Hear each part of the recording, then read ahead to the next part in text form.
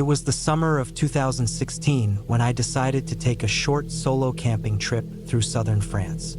I was 28 years old at the time, living in Lyon, and working a steady but boring logistics job. That year had been tough on me mentally. I wasn't depressed exactly, but I was stuck in a weird place in life.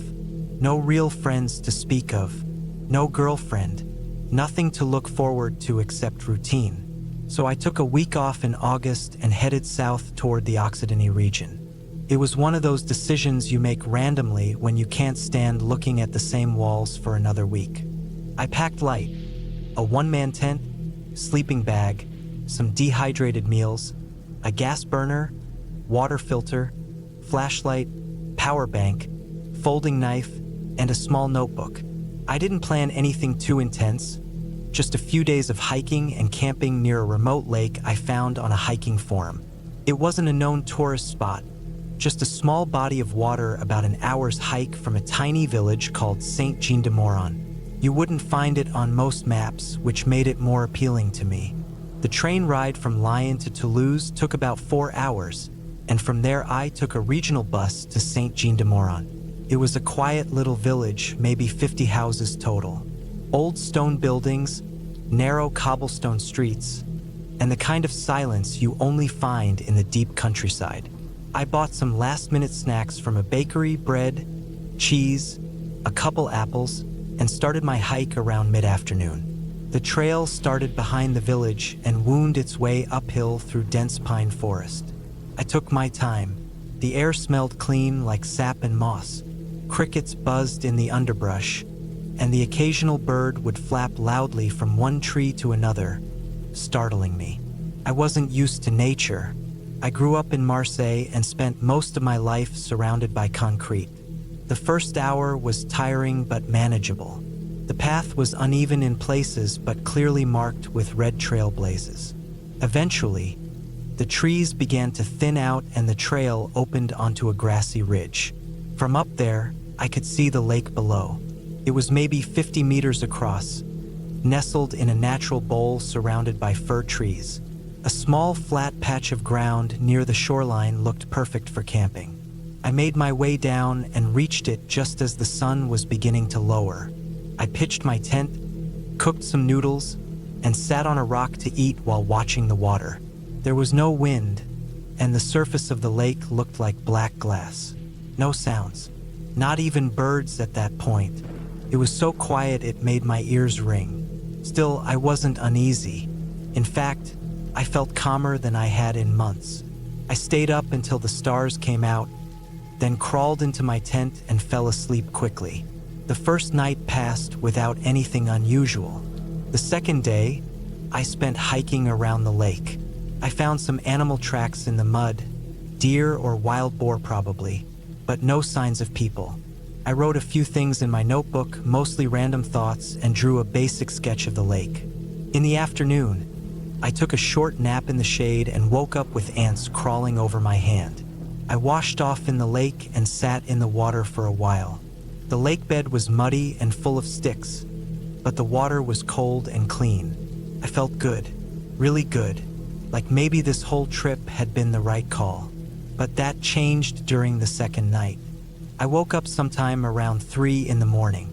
My watch said 3:12 a.m. I hadn't heard a noise, but I was wide awake. My eyes opened fast like something had triggered my instincts. I didn't move at first, just listened. It was that same heavy silence from the first night, but now it felt off, like I was waiting for something. I reached for my flashlight but didn't turn it on yet. Then I heard a soft sound, grass, like someone dragging a foot slowly. It came from the left side of the tent, facing the forest. I froze. The sound stopped. I didn't breathe. I just lay there, heart pounding, trying to decide if I was imagining it. Then it came again. A slow, deliberate footstep, too heavy to be an animal. Not a deer, not a fox. Too quiet for someone who was supposed to be there.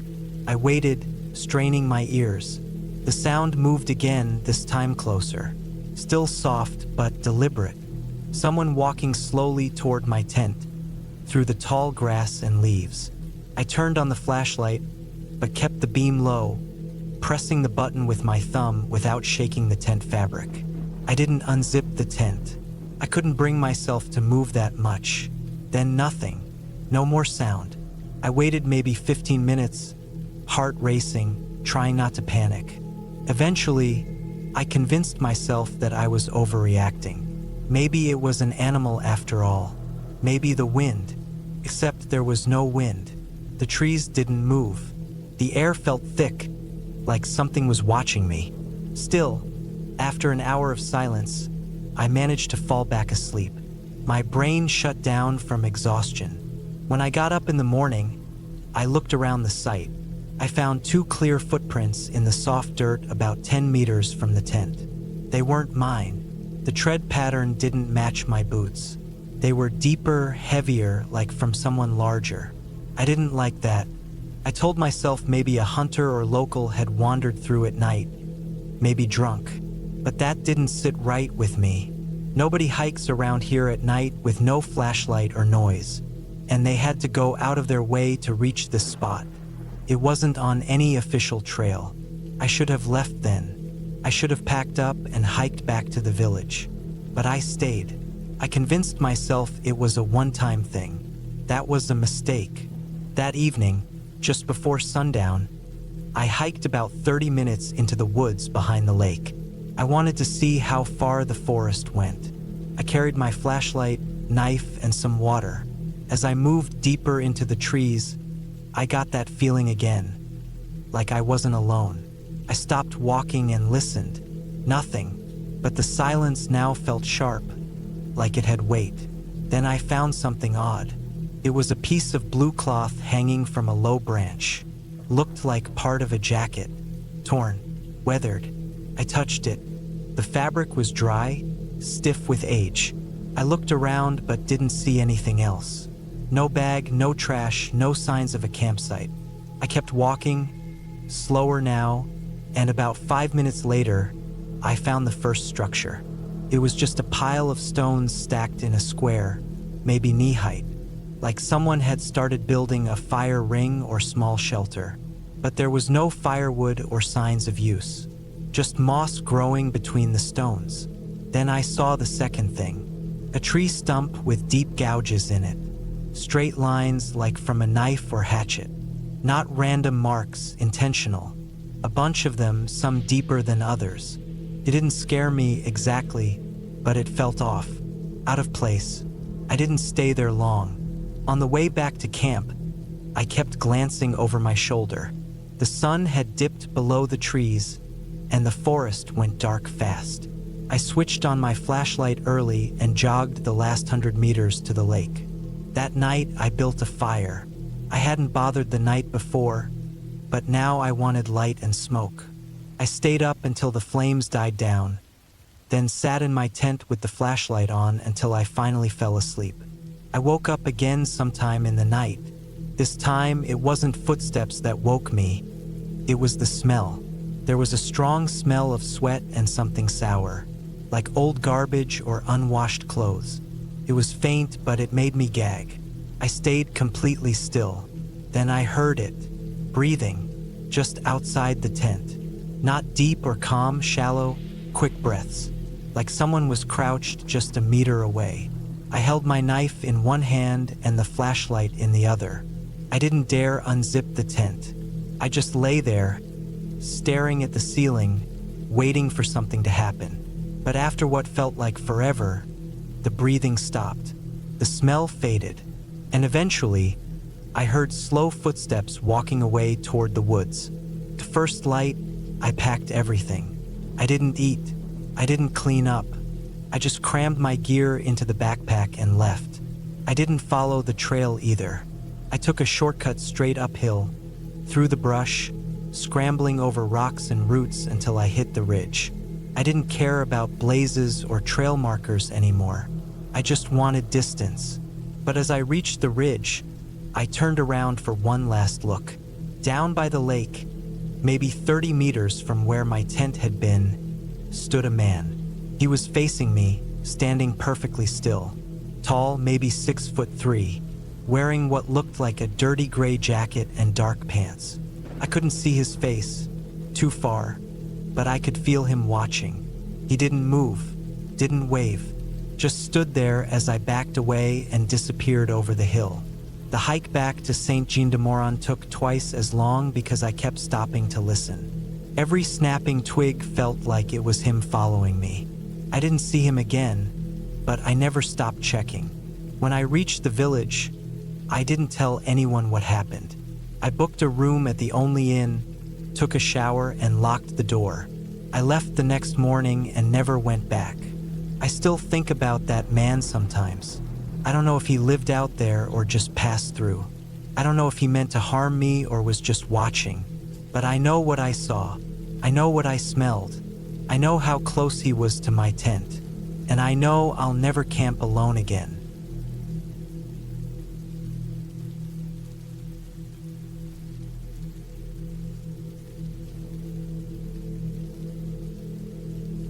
I'd never camped in a graveyard before, and I never planned to. I don't even like walking through them, but I wasn't planning on camping in one that night. It just ended up that way because of how the day unraveled. It started simple. It was a Friday in mid-October, and I was off work for the long weekend. I lived in a small town outside Montpelier, Vermont, where the roads wind through thick forests, the kind of woods that feel endless and quiet. I'd packed up the night before. My tent, sleeping bag, some dry food, water, a flashlight, and my small camping stove. I took my old Toyota Tacoma and drove out toward the Green Mountains, looking for a quiet place where I could pitch my tent and be alone for a couple of days. I had no interest in marked campgrounds. I was after real solitude, just me, the trees, and no one else for miles. I passed a few state-run campsites, but they were already dotted with RVs and families. So I kept driving further out, following a half-paved road that eventually turned to gravel. Around noon, I pulled off onto a narrow dirt path that branched off the main forest road. It wasn't marked, but I had a good feeling about it. These little roads sometimes lead to the best spots. The dirt path was rough. I could hear branches scraping the underside of my truck and the occasional pop of gravel spitting out from the tires. After a while, the path opened up into a clearing. It wasn't large, just enough room to park and turn around, but it had that feel I was looking for. Quiet, still. I got out and looked around. The woods wrapped tightly around the clearing on all sides, except for a small foot trail at the back. It led uphill. I didn't know where it went, but I figured I'd follow it before setting up camp. I locked the truck, grabbed my day pack with water, and started up the path. It was steep at first, with roots pushing up through the dirt. The trees closed in tight, and the sunlight turned thin and broken through the leaves. I walked maybe 20 minutes before the trail leveled out. That's when I saw the stone wall. It was old, just a low, mossy row of stones about waist-high, running in a square shape around a flat hilltop. I could tell right away it was a graveyard. The headstones were small and worn, many of them crooked or leaning. Some were broken. There must have been maybe 20 or 30 graves, all with faded writing that was hard to read. It didn't feel creepy, just old and forgotten. There were no paths inside, just flattened grass between the graves. The place had clearly been abandoned a long time ago. The trees hadn't taken it back yet, but the forest was pushing in at the edges. I walked around slowly, reading what I could. Most of the dates were from the 1800s. One of the stones read 1837. Another said 1852. A few had American flags next to them, so maybe some were Civil War veterans.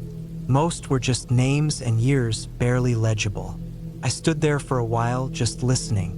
The forest was quiet, but not completely still. You could hear wind brushing through the trees, a few birds. I felt peaceful. There was no sign anyone had been up there in years. No trust. No paths cut through. Nothing modern. I don't know why, but I decided to camp up there. It wasn't a dare or anything stupid. It just felt right in the moment. It was flat, shaded, and dry. It didn't feel disrespectful either. I didn't plan on setting up directly over a grave or touching anything. I'd pitch my tent off to the side, near the edge of the stone wall, well away from the headstones. I could be quiet, stay just one night, and leave it exactly as I found it. I walked back to the truck, grabbed my gear, and hauled it up the path. It was a rough climb with the full pack, but manageable. I set up the tent just as the sun started dipping behind the trees. By 5 o'clock, the air had cooled fast. The shadows stretched long across the grass and stones.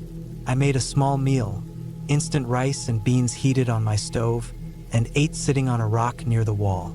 As the light dropped, I noticed how fast the temperature was falling. October in Vermont cools fast when the sun goes down. I put on an extra sweater and zipped up the tent. I had a warm sleeping bag and plenty of layers, so I wasn't worried. At around 6, it was already getting dark. The forest closed in black around the graveyard. The tent was just a few feet from the old stone wall, and I could hear the wind brushing over it. That was the first time I started feeling off. Not scared, but aware. Like I was in a place that didn't really want company. I brushed the thought off. It was just the setting, the stillness, the idea of where I was. My brain playing tricks. I read a paperback book under my flashlight for a while. Every so often I'd stop and listen. The forest had gone nearly dead quiet. No birds, no wind now. Just silence. I tried not to focus on that. By 9, I decided to get some sleep. I turned off the flashlight and lay in my bag, staring at the inside of the tent, waiting for sleep. I didn't have any trouble falling asleep in the woods usually. I camped enough to be used to the dark and the sounds. But that night was different. It must have been sometime after midnight when I woke up. I didn't sit up right away. I just opened my eyes and stared at the darkness. I wasn't sure what woke me, but I was fully alert. There was no sound, just a weight in the air. Pressure. I stayed still and listened. Then I heard it. It wasn't loud. It was a soft crunch, like a foot on dry grass or brittle leaves. It came from outside the tent, maybe 10 or 15 feet away. I held my breath. I thought it could be an animal. A deer maybe, but there wasn't the right rhythm to it. It wasn't moving through the woods. It was standing still. Another soft crunch, this time closer. I stayed perfectly still. I didn't want to unzip the tent. I didn't want to make a sound. I just listened. The sound moved again, slowly, just a few feet, then stopped. I heard nothing after that. 10 minutes must have passed. I wasn't sure. Time felt slow. I finally reached for my flashlight and clicked it on. I aimed it at the tent wall and waited. Nothing. I didn't sleep again after that. I lay awake until the light began to change outside, just a faint gray. The woods started waking up. I heard birds again. The quiet pressure was gone. When I finally stepped out of the tent, the graveyard looked exactly as it had the night before. Nothing out of place, except one thing. I walked along the wall to stretch my legs and looked toward the center of the graveyard. There was a footprint in the soft moss, a boot print. Not mine. Mine were flat-soled hiking boots. This one was narrow with a deep heel. I stared at it for a long time. Just one print, no others around it. Just that one, pressed into the moss between two of the older graves. I didn't eat. I packed up quickly. I took my time walking down the hill, checking the trees, checking behind me every few steps. I loaded up the truck and drove straight out. No stops. For weeks, I didn't tell anyone about it. Not because I thought they'd laugh, but because I wasn't sure what had actually happened. Maybe it was a hunter or someone passing through. Maybe it was a trick of the light. But the footprint was real. I know that. I don't know who or what made it, but I know it wasn't mine. I never camped in a graveyard again. And I never will. Whatever that place was, it wasn't mine to visit. Not like that.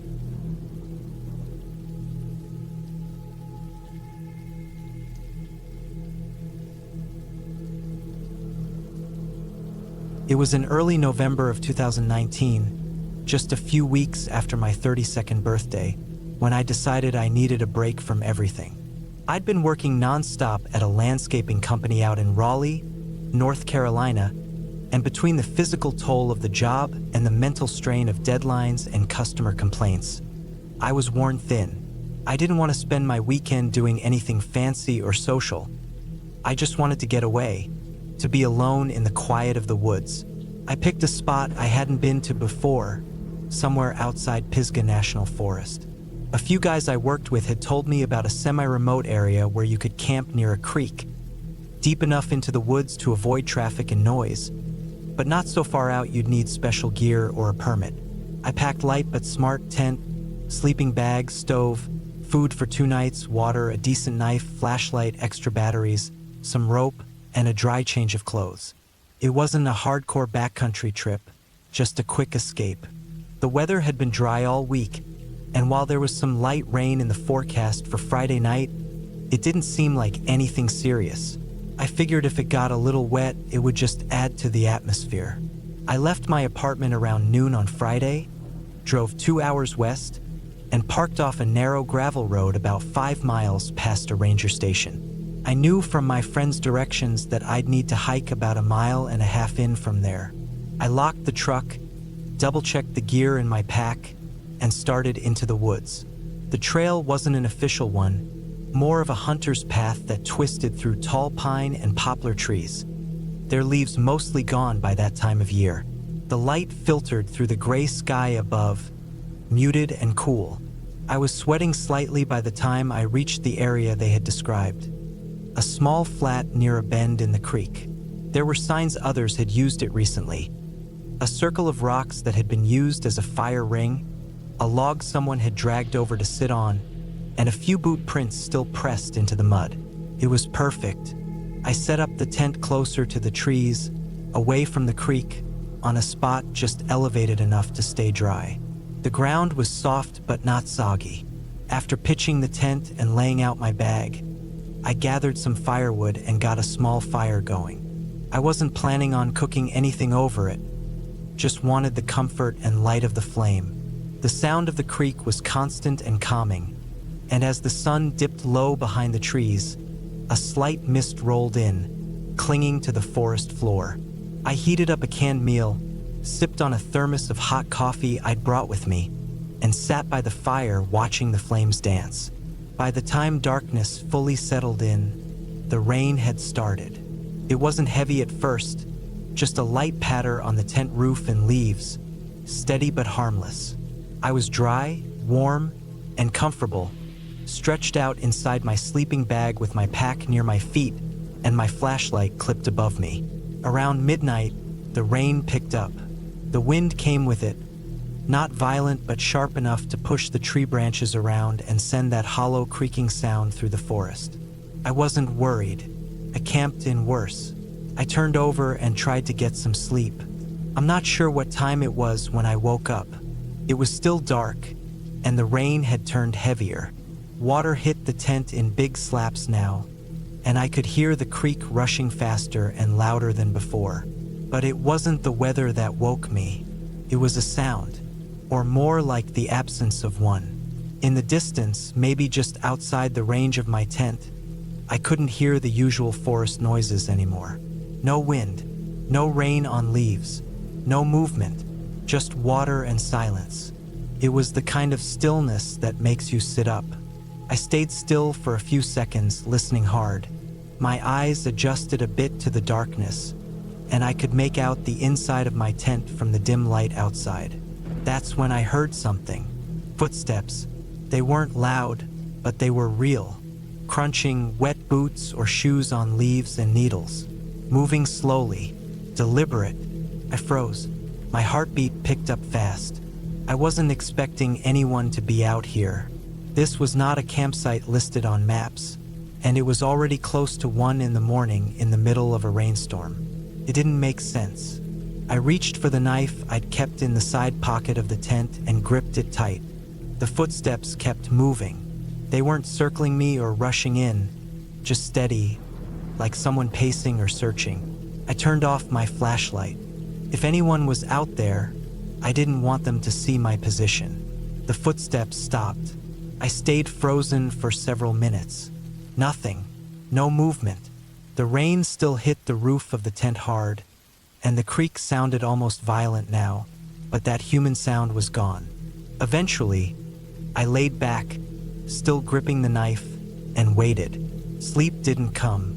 I don't know how long I lay like that, but my eyes stayed open, watching the seams of the tent, listening to everything.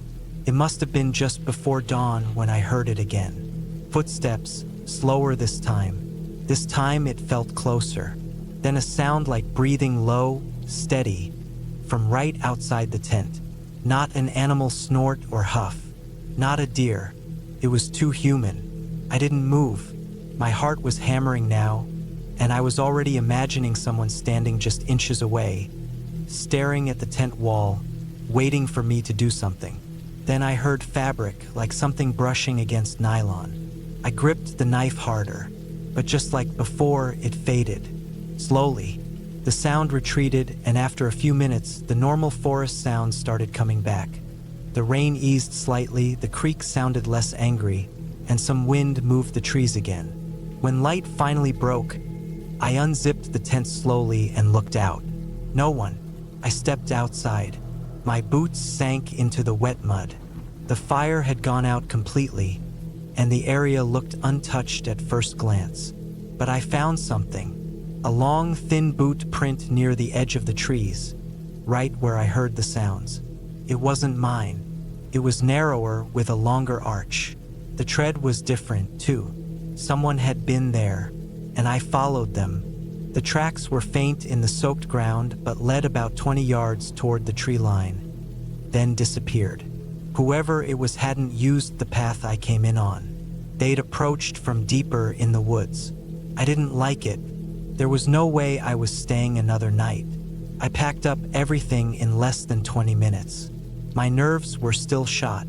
I kept scanning the trees, expecting to see movement or hear something again, but it stayed quiet. Just the light drizzle and wind. I made it back to my truck without seeing another soul. The drive back to Raleigh was long and tense. I kept checking the rearview mirror like a paranoid fool, even though I knew no one was following me. I never went back to that spot. Never asked the guys at work about it either. I didn't want to know if they'd seen the same thing.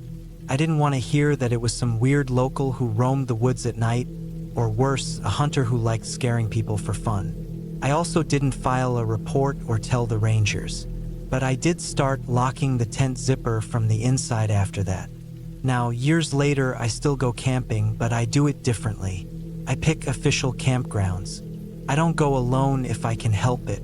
I check for cell service, and I always listen closely, because it wasn't some ghost or monster that scared me that night. It was a real person.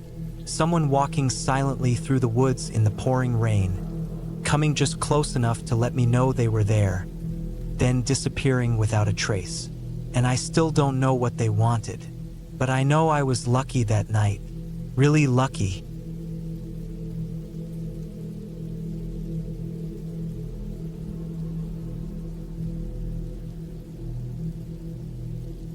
I had just turned 34 that spring.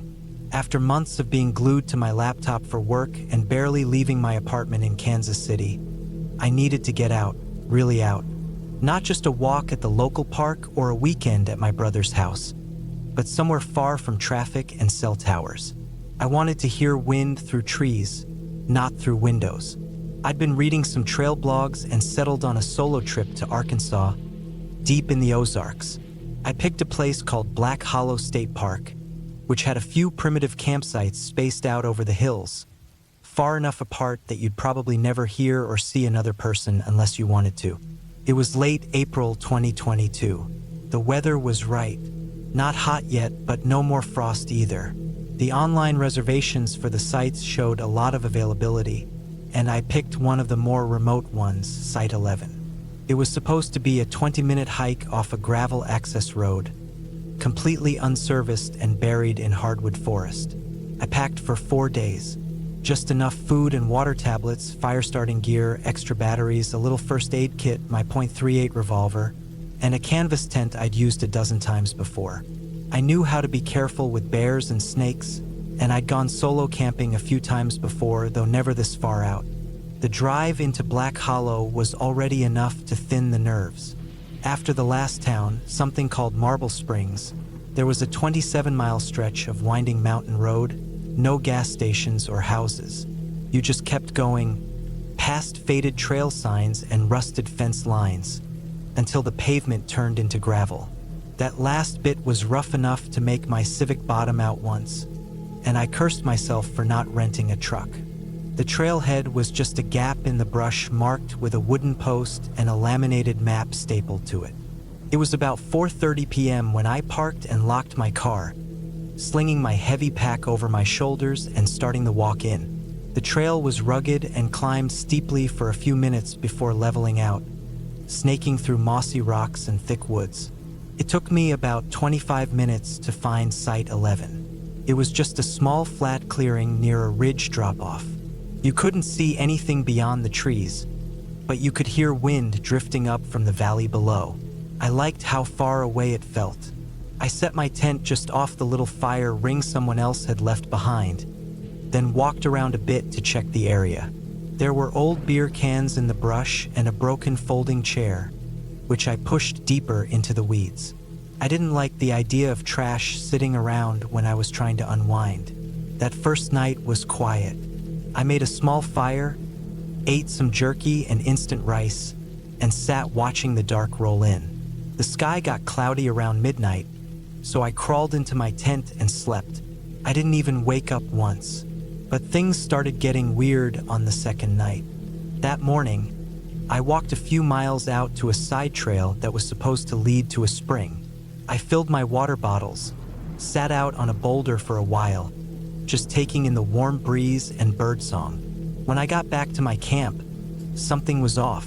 Nothing was taken, nothing broken. But my tent's zipper flap, one I always closed, was unzipped halfway down. Not wide open, but enough to catch my eye. I stared at it for a while before unshouldering my pack and going inside. Everything was still there. Sleeping bag, my little dry sack of gear, my headlamp. I told myself I probably left it like that in the morning. I'd been rushing a bit to get going and maybe forgot. Still, it stuck in the back of my mind like a splinter. That evening, the woods felt different. Not louder, actually quieter. Usually, by dusk, the birds start going nuts, but it was mostly still. Just the low creak of trees and the distant whoosh of wind through leaves. Around 9 p.m., I was finishing up a can of chili near the fire when I heard something move out past the ridge. Not heavy, not a crash, more like a shuffle. I stood and listened for a good minute. Nothing else came, just silence. I chalked it up to a raccoon or maybe a deer. I got my revolver out from the pack and kept it close as I sat back down. I never needed it before, but it was good insurance, especially being this isolated. That night, I didn't sleep well. The wind kicked up hard, and I kept waking to small sounds. Twigs snapping, leaves rustling. It wasn't constant, but just enough to keep me half awake and tense. Every time I sat up to listen, everything would stop. I woke up sore and groggy the next morning. It was gray and overcast, a little colder too. I decided not to hike out anywhere that day and stayed near camp. Around mid-morning, I walked about 50 yards behind the tent to take a leak and found a footprint. Not a boot, a bare footprint. It was in a patch of old mud near a rotten log. One solid print, long toes, deep heel, too clean to be made days ago, and too deep to be from a kid. I stared at it for a long time, then walked in widening circles looking for more. But that was it. One print. I kept my revolver on my belt the rest of the day. I kept scanning the trees constantly. The idea of someone walking around barefoot in this terrain just didn't sit right with me. It wasn't beach weather. It was damp, chilly, and rocky. There was no reason for anyone to be out here barefoot unless something was seriously wrong. That night was the worst. I didn't light a fire. I didn't want to attract attention, whatever kind. I sat in my tent, headlamp turned off, just listening. For hours, nothing. Then around 2:15 a.m., I heard the crunch of leaves behind my tent. Not an animal, not fast. Human speed, slow, deliberate. I held my breath. I could hear my own heartbeat. Then it stopped. I stayed frozen, hand on my revolver, for what felt like 10 minutes. Then I heard a light scratching sound, not like claws, like fingers, on the side of the tent fabric. I said nothing. I moved nothing. The scratching lasted maybe 10 seconds. Then silence again. I stayed in that position until the sky started turning pale. When the sun was up, I emerged slowly. Everything looked normal. No tracks, no markings, but I packed up immediately, shoved my sleeping gear into my pack, broke down the tent in minutes, and stuffed it all into place. I didn't even eat. I just started walking. On the trail back out, I kept checking behind me. I didn't stop for water. My feet were raw and my legs burning, but I pushed. When I saw my car again, I almost ran to it. The sight of it, just sitting there in the grass with the windows unbroken and tires intact, gave me the first sense of relief I'd felt in days. I drove straight back to Kansas City, not stopping once except for gas. I didn't tell anyone about the footprint or the scratching. I didn't write a review for the park. I just shut it all away. 2 weeks later, I was still shaken. I started checking online for anything about Black Hollow, crime reports, missing persons. I didn't find anything recent, but on a survival forum I follow, someone had posted a story, different trail, different year, but a similar region. He'd found weird footprints near his site, heard someone walking around his tent at night, then left early. Another comment on that post said they'd camped a few ridges over in 2018 and spotted someone watching them from the woods, just standing still, shirtless. I don't know if it was the same person. I don't know what they wanted. Maybe they were squatting deep in the forest.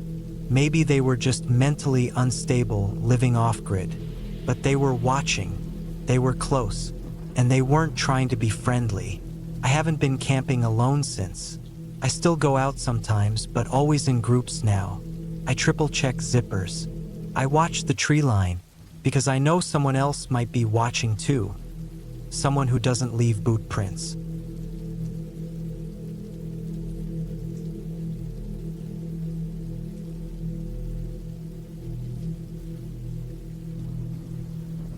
It was October of 2019, a little before my 32nd birthday, when I finally gave in to the nagging urge to get away for a few days. Life had been pressing too hard on me from all sides. Work, bills, the never-ending noise of phones and emails and traffic. I needed something quieter. I needed to unplug, breathe real air, and remember that I had a body and a brain that didn't revolve around glowing screens. I decided to head to a spot I used to go to as a teenager out near northern Arizona, between Ash Fork and Williams. Most folks don't go that deep in. You leave the main roads, bounce along old logging paths and dirt tracks until the trees feel thicker and the sky feels heavier above you. It was forestland, but not dense in a jungle sense. More sparse, pines with long bare trunks and then patches of thicket and rock outcrops. There was no cell service out there, and that was half the point. I packed light, my tent, food, a small gas stove, a pot, extra socks, matches, my flashlight, my .38 revolver, and a knife I'd carried since I was 20. Nothing fancy. I loaded my truck and left before the sun had come up, hitting the road in the dark and catching daylight somewhere east of Flagstaff. By mid-afternoon, I was off the grid entirely, bumping slowly down a dirt road that had more potholes than flat spots. There were deer trails and animal scat everywhere, and I even saw a coyote dart through the brush not long before I reached the site I had in mind. It wasn't marked, just a clearing tucked between two low ridges, not too far from a seasonal creek that was dry this time of year. I remembered this spot well because it had a large flat rock where we used to build fires and sit around telling stories when we were kids. I hadn't been there in over a decade, but nothing had changed. I parked the truck where the tree line opened up and set up camp just as the sun started dipping behind the hills. I laid out my tent, got the stove going, and cooked a simple meal. Just beans, some canned chili, and a slice of bread. I sat on the flat rock, the same one I remembered, and looked out over the pine trees that stretched for miles. There wasn't a sound except for the occasional bird or squirrel rustling in the dry leaves. No cars, no planes, nothing man-made. I stayed out watching the stars for a long time that first night. They looked close enough to touch. When I crawled into my tent, the air was cool, dry, and still. I slept hard. I stayed there for 3 nights. It was the second night that things began to shift. I had just finished cleaning up after dinner.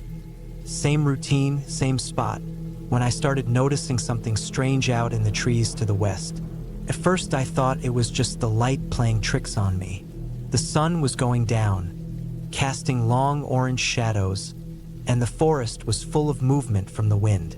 But something about the way the shadows moved didn't sit right. They were too rhythmic, too deliberate. It was like someone walking slowly between the trunks, keeping just out of clear view. I froze. My first thought was that it was another camper, or maybe a hunter, but I hadn't seen another soul all day. No tire tracks, no boot prints, nothing. I waited for a long time, eyes locked on the trees, trying to figure out if I was just being paranoid. Eventually, the movement stopped, or maybe I just convinced myself it was nothing. I didn't build a fire that night. I didn't want to draw attention. I climbed into my tent before it was fully dark and kept the zipper open just a crack, my flashlight and my revolver within reach. I didn't sleep much. I kept hearing sounds, soft steps on leaves, like something circling the tent but keeping its distance. Sometimes it would stop entirely for 10, maybe 20 minutes. Then there would be a crack of a twig or a rush of dry pine needles being disturbed.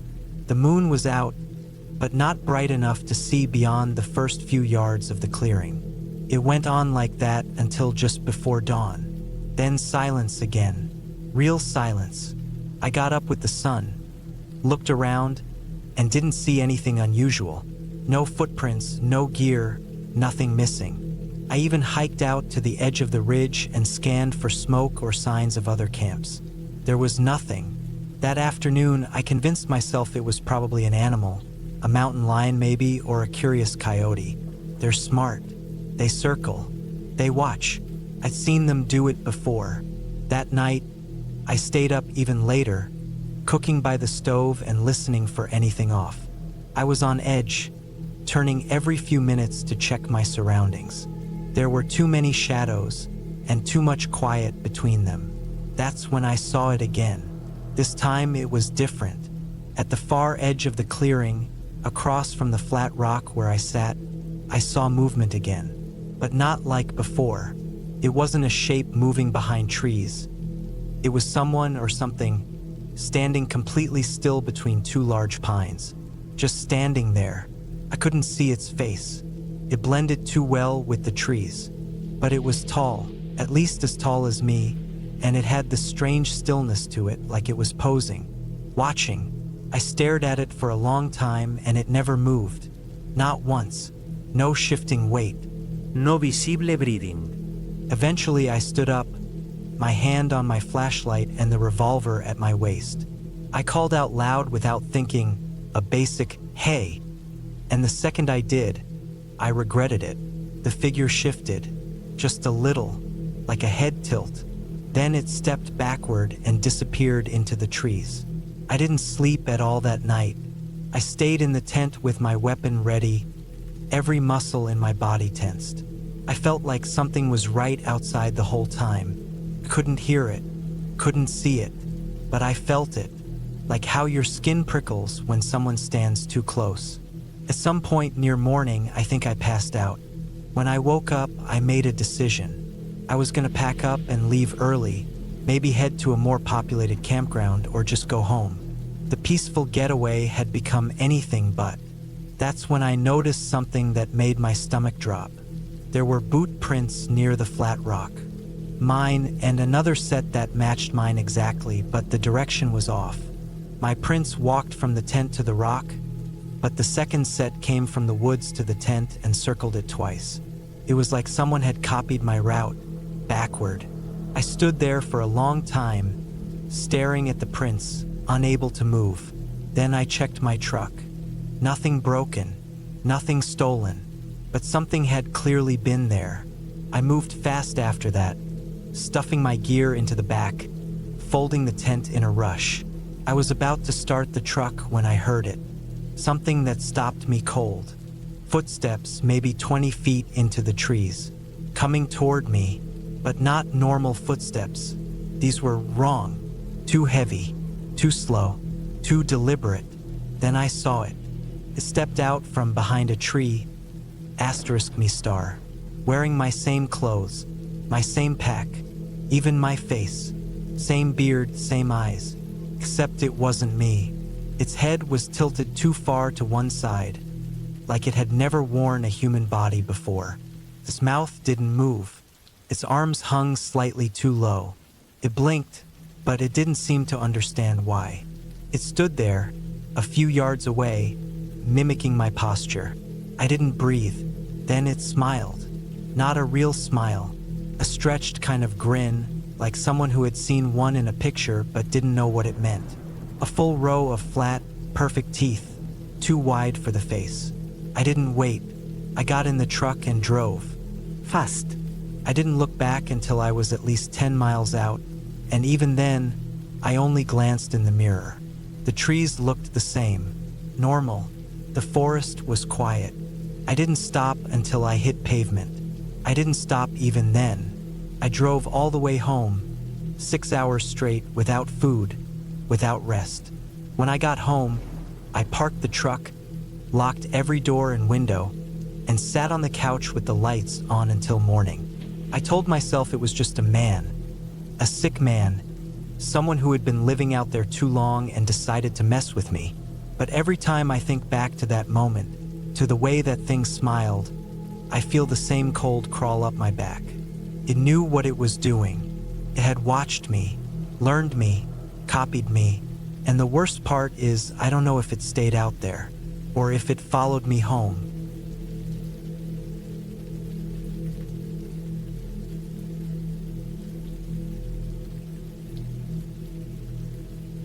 It was the summer of 2016 when I decided to take some time off work and head into the forest for a solo camping trip. I had just turned 33 that spring and was feeling burnt out from everything: work, the city noise, people. I lived in southern Oregon at the time, in a quiet town called Grants Pass, and the forests around here had always brought me peace. I grew up hiking these areas with my dad and knew some pretty isolated spots that most people didn't go near anymore. I picked a place about 20 miles out from the town, deep into the Rogue River Siskiyou National Forest. I didn't want to go to any designated campground with other people nearby. I wanted silence, pure silence, where I could just sit with my thoughts and not have to talk to anyone. I loaded up my truck with everything I needed: a 4-person tent, a solid sleeping bag, food for 5 days, water, a rifle, just in case, and a cooler full of beer and cold stuff. I also had a big knife strapped to my hip, a habit from hunting trips with my dad. He always said a good blade and a clear head could get you out of a lot of bad situations. The road up to where I wanted to camp wasn't even paved. It was an old service road used by loggers decades ago. I had driven it a few years back during a winter hike and remembered there was a small clearing near a narrow stream, surrounded by thick pine trees. No one went up that far anymore, too bumpy, too isolated, and no cell service past a certain point. Perfect. I left on a Tuesday morning, thinking I'd beat the weekend hikers. It was warm, dry, and quiet, perfect weather. The drive took about 2 hours, and then another 45 minutes along that broken road, my tires kicking up dust the whole way. When I finally pulled into the clearing, it looked just like I remembered. No signs of people, no tire tracks, no trash, just pine needles, tree trunks, and the sound of birds.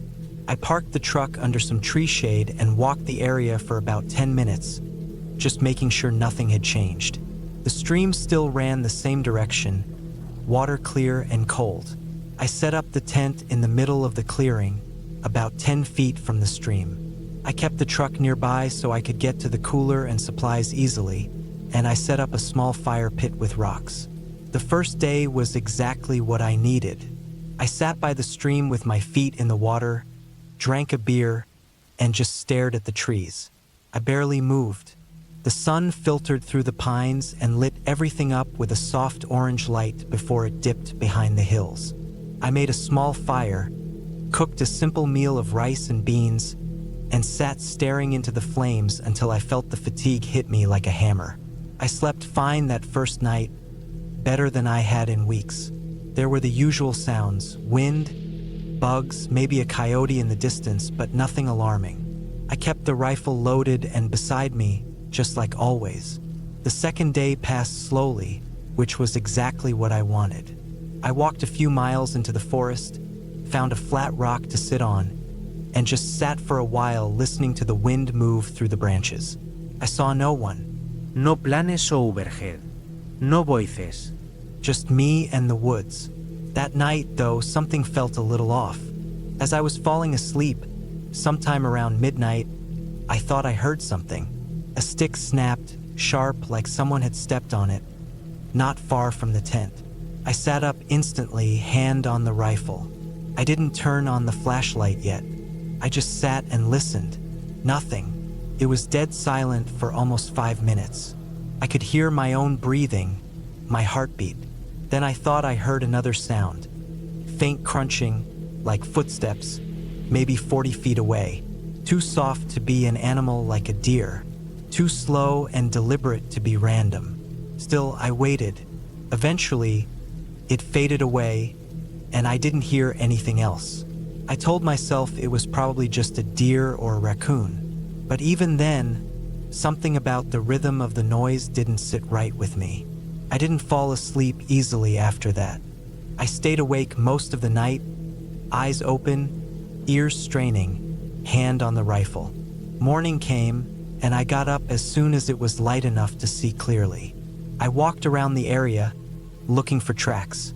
The pine needles made it hard to spot anything, but I did find something that gave me pause. A small broken branch about waist-high on a tree, maybe 30 feet from my tent. It looked fresh, like it had been snapped by someone grabbing it as they passed. But I couldn't be sure. That day I stayed close to camp. I didn't wander off like before. I was still trying to enjoy the solitude, but my mind kept returning to the noises. I started thinking maybe someone else had found the clearing. A hunter maybe, or someone squatting out in the forest. People live off-grid all the time, but still. I hadn't seen any sign of vehicles, gear, or trash. Nothing to suggest someone had been around recently. That night, I kept the fire going longer, and I didn't drink any beer. I wanted to keep my senses sharp. Around 1 in the morning, I woke up again. This time, I hadn't heard anything. I just woke up, like my body knew something wasn't right. I sat up and listened. Nothing at first. Then soft crunches, closer this time. I grabbed the flashlight and shone it outside the tent. I didn't see anything at first. Then, when I swept the beam toward the edge of the trees, I caught something, movement, a figure just stepping back behind a tree. My blood went cold. I froze, flashlight still pointing at the spot. I didn't move for what felt like 10 minutes. Then I called out. Not speaking, just letting my presence be known by banging the flashlight on the side of the rifle stock. Loud, deliberate. A few birds fluttered away at the sound, but otherwise, nothing. I stood up slowly, unzipped the tent, and stepped outside. I did a full sweep with the light. No sign of anyone. I checked around the trees. No tracks, but I knew I saw something. A shape, human. Not an animal, and not my imagination. I didn't sleep the rest of the night. I sat by the fire pit with the rifle on my lap until the sky started turning blue. By the 4th day, I was exhausted.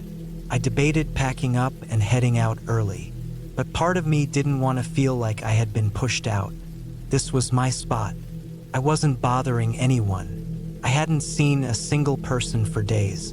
I tried to tell myself that maybe I had scared off whoever it was.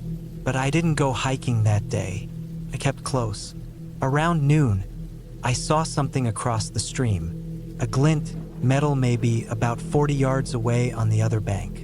I walked over slowly, stepping carefully over rocks and moss. When I got close, I found what it was. A crushed cigarette, but still faintly warm. Someone had been watching me just recently. I wasn't a smoker. No one else should have been out there. That changed everything. I went back to camp and started packing. I didn't care if it made me look weak. Something wasn't right. But as I was packing, I noticed something else. My cooler was open. It had been latched shut with a bungee cord. Nothing major had been taken, just 2 cans of beer. The food was all there, but someone had unlatched it, taken what they wanted, and left. No damage, no mess. Like they were careful not to wake me or let me know they were there. I didn't waste another second. I stuffed everything into the truck. I didn't fold the tent or organize the gear. I just threw it in. I checked the rifle again. Full mag, safety off. Then I started the truck, and I saw something in the rearview mirror. A man, pale, thin, maybe in his 40s, standing about 50 feet away in the tree line. He didn't move. He didn't look surprised. He just stood there, half hidden by the trees, watching me. No gear, no backpack. Just a dirty green jacket and a blank stare. I didn't stop. I drove out of there as fast as the road allowed. I didn't even stop to close the tailgate, which bounced open halfway down. I drove that road like the forest was on fire behind me. I didn't slow down until I reached the main road, where I finally had signal again. I pulled over at a gas station and sat in the truck for a long time, just breathing, hands shaking. I didn't report it. What would I say? That a man stood in the woods and watched me? That someone took 2 beers from my cooler? But I knew what happened. Someone had been out there. Someone who stayed quiet, moved through the woods without a sound, and waited until I was asleep to come into my camp. He didn't try to hurt me, but he wanted me to know he was there. That's what scared me the most. He wanted me to know.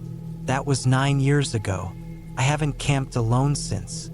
Now, every time I go out into the woods, I keep my truck closer. I double-check every lock. And I never ignore the sound of a snapping twig, because sometimes, out there in the silence, it's not nature watching you. It's someone else, and they're closer than you think.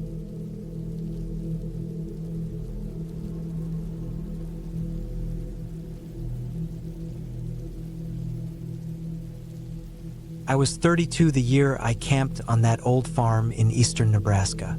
It was early October 2017. The harvest was mostly over, and the air had that crisp, dry smell that always made me want to get out and sleep under the stars. I'd been driving through the Midwest for 2 weeks, trying to take time away from work after a bad breakup and a long, burning stretch of stress I couldn't shake. I wanted quiet. I didn't want to pay for some crowded national park or sit next to families blasting music and burning marshmallows. I wanted to be alone, surrounded by cornfields, sky, and wind. That was it. I found the place by accident. Somewhere between Crete and Wilbur, I got off Highway 103 and followed an old gravel road that curved around a cluster of farms. I wasn't trespassing, not technically. There were no trespassing signs where I pulled in. The land looked like it hadn't been touched in years. Just a long flat patch behind a leaning wooden barn and 2 rusted silos with chipped paint and holes in the roofs.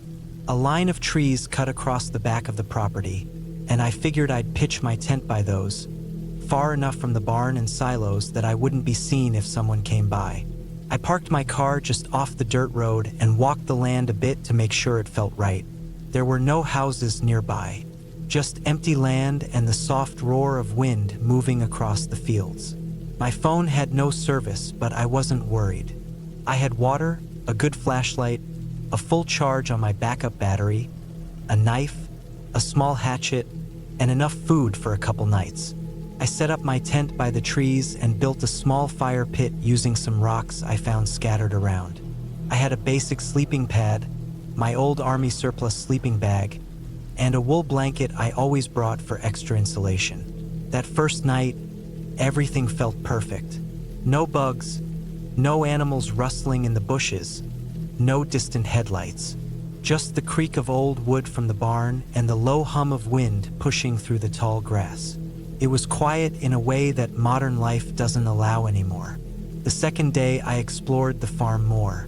I didn't go into the silos, but I peeked through the open door of the barn. The roof was half collapsed on one side, and the floorboards looked weak in spots. There were broken tools lying around, a couple of empty beer cans, and the rotted frame of an old wheelbarrow. I got the sense this place had been abandoned for maybe 20 years. There was a metal grain feeder near the silos and deep tire tracks that had filled with mud and dried hard, as if some heavy machine had passed through years ago and never returned. I kept a mental note of landmarks, just in case something happened and I had to make a fast exit in the dark. The trees, the curve in the creek just past them, the orientation of the barn in relation to the road. All those little things that don't mean much when things are going right, but matter when they're not. That evening, as the sun dropped, I made a small fire and cooked some canned chili. I remember sitting on a log I dragged over, the air cooling fast around me, listening to the kind of silence that only exists miles from people.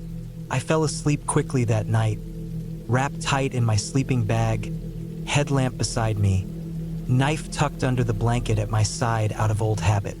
I woke up around 3 a.m. At first, I wasn't sure what pulled me out of sleep. It was cold, really cold, and my back ached from the uneven ground, but I'd slept in worse conditions. Then I noticed something else.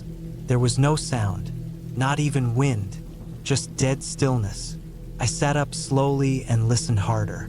No bugs, no rustle of branches, not even the faint creak from the barn I'd heard the night before. I unzipped the tent and looked out. The fire was long out, just a circle of ash and faint embers. But the moon was nearly full and lit the field in pale blue light. The trees cast long, strange shadows. I scanned the area for anything unusual. Animals, maybe a passing car, but saw nothing. Then I heard it, a dull thud, like something heavy hitting wood, came from the direction of the barn. I told myself it could have been something falling from the collapsed roof, maybe a piece of wood shifting in the cold. Still, I reached for my flashlight, pulled on my boots, and stepped out of the tent. I didn't go far, just far enough to see the barn clearly from my side of the trees. I stood there for at least 10 minutes watching and listening. Nothing moved, no more sounds, no lights. Eventually, I forced myself to lie back down. I didn't sleep well after that. The next day was windy. Leaves danced across the field like they were trying to escape. I boiled coffee on the small stove and tried to shake the tension from the night before. I went through my normal checks, gear, food, water, but everything was in place. Nothing had been touched. I kept telling myself it was just the wind or my imagination playing games. Around mid-afternoon, I took a walk behind the trees and followed the creek that ran along the back of the property. It wasn't wide, maybe 3 feet across, but it carved deep into the land. There were animal prints in the mud. Deer, probably, maybe coyote. I kept walking until I reached a narrow barbed wire fence half buried under weeds and broken in several places. Beyond it was another field and what looked like an old root cellar half covered by grass. I didn't go inside. That evening, as I was gathering more firewood, I noticed something strange. There were boot prints in the dirt behind my tent. They weren't mine. I checked, compared them. I wear size 11 hiking boots. These were smaller, maybe a size 9, with a distinct worn heel. I followed them slowly. They came out of the trees, circled behind my tent, and stopped a few feet from the edge of the fire pit. Then they disappeared, not turned around, not continuing, just gone. I looked up, scanned the tree line. Nothing. I didn't make a fire that night. I sat in the dark, eating cold beans from a can, my flashlight ready in one hand, the knife in the other. The wind had picked up again, whistling through the broken slats of the barn and rattling something metal near the silos. It sounded like a chain dragging or an old gate swinging, the kind of sound that gets under your skin when you can't see what's making it. I stayed up most of the night. At one point, I thought I saw a figure by the barn, just a shadow, but I couldn't be sure.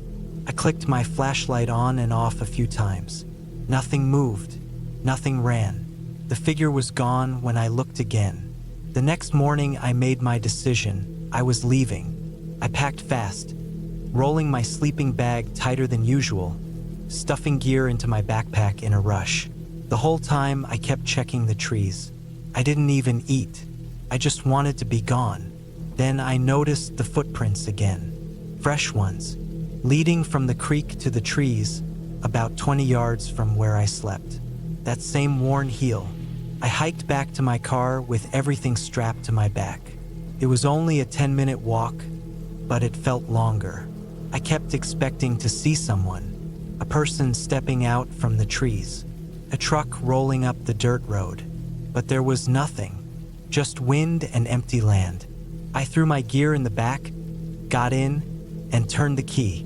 The engine clicked, once, then again. Nothing. I checked the battery. Looked fine. I popped the hood. Everything seemed in place. But the car wouldn't start. I'd left the lights off. Nothing should have drained the power. That's when I saw it. On the passenger window, a smear of dirt, a handprint, small, clean outline, 5 fingers. I hadn't touched that window. Nobody had. I backed away from the car, heart racing, looking around for any movement. I didn't see anyone, but I had the overwhelming feeling of being watched. Not from the trees, not from the barn, from the ground itself, like the land didn't want me there. I grabbed my backpack, tightened the straps, and started walking down the road.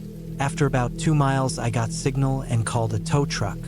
I didn't tell them where I'd camped, just gave the nearest cross street and waited by a weathered mailbox with no house behind it. When they pulled up and towed the car, the driver looked at me kind of strange. He said the battery was drained completely, but nothing else seemed wrong. I didn't answer. I just sat in the cab and stared out the window as we drove back toward town. I never went back to that farm. I don't know who was out there or what they wanted, but I know this. Someone watched me while I slept. Someone came close enough to touch my car, close enough to leave boot prints just feet from where I lay alone in the dark. It wasn't a ghost or a monster or some storybook thing. It was a person, a real person, and that made it worse.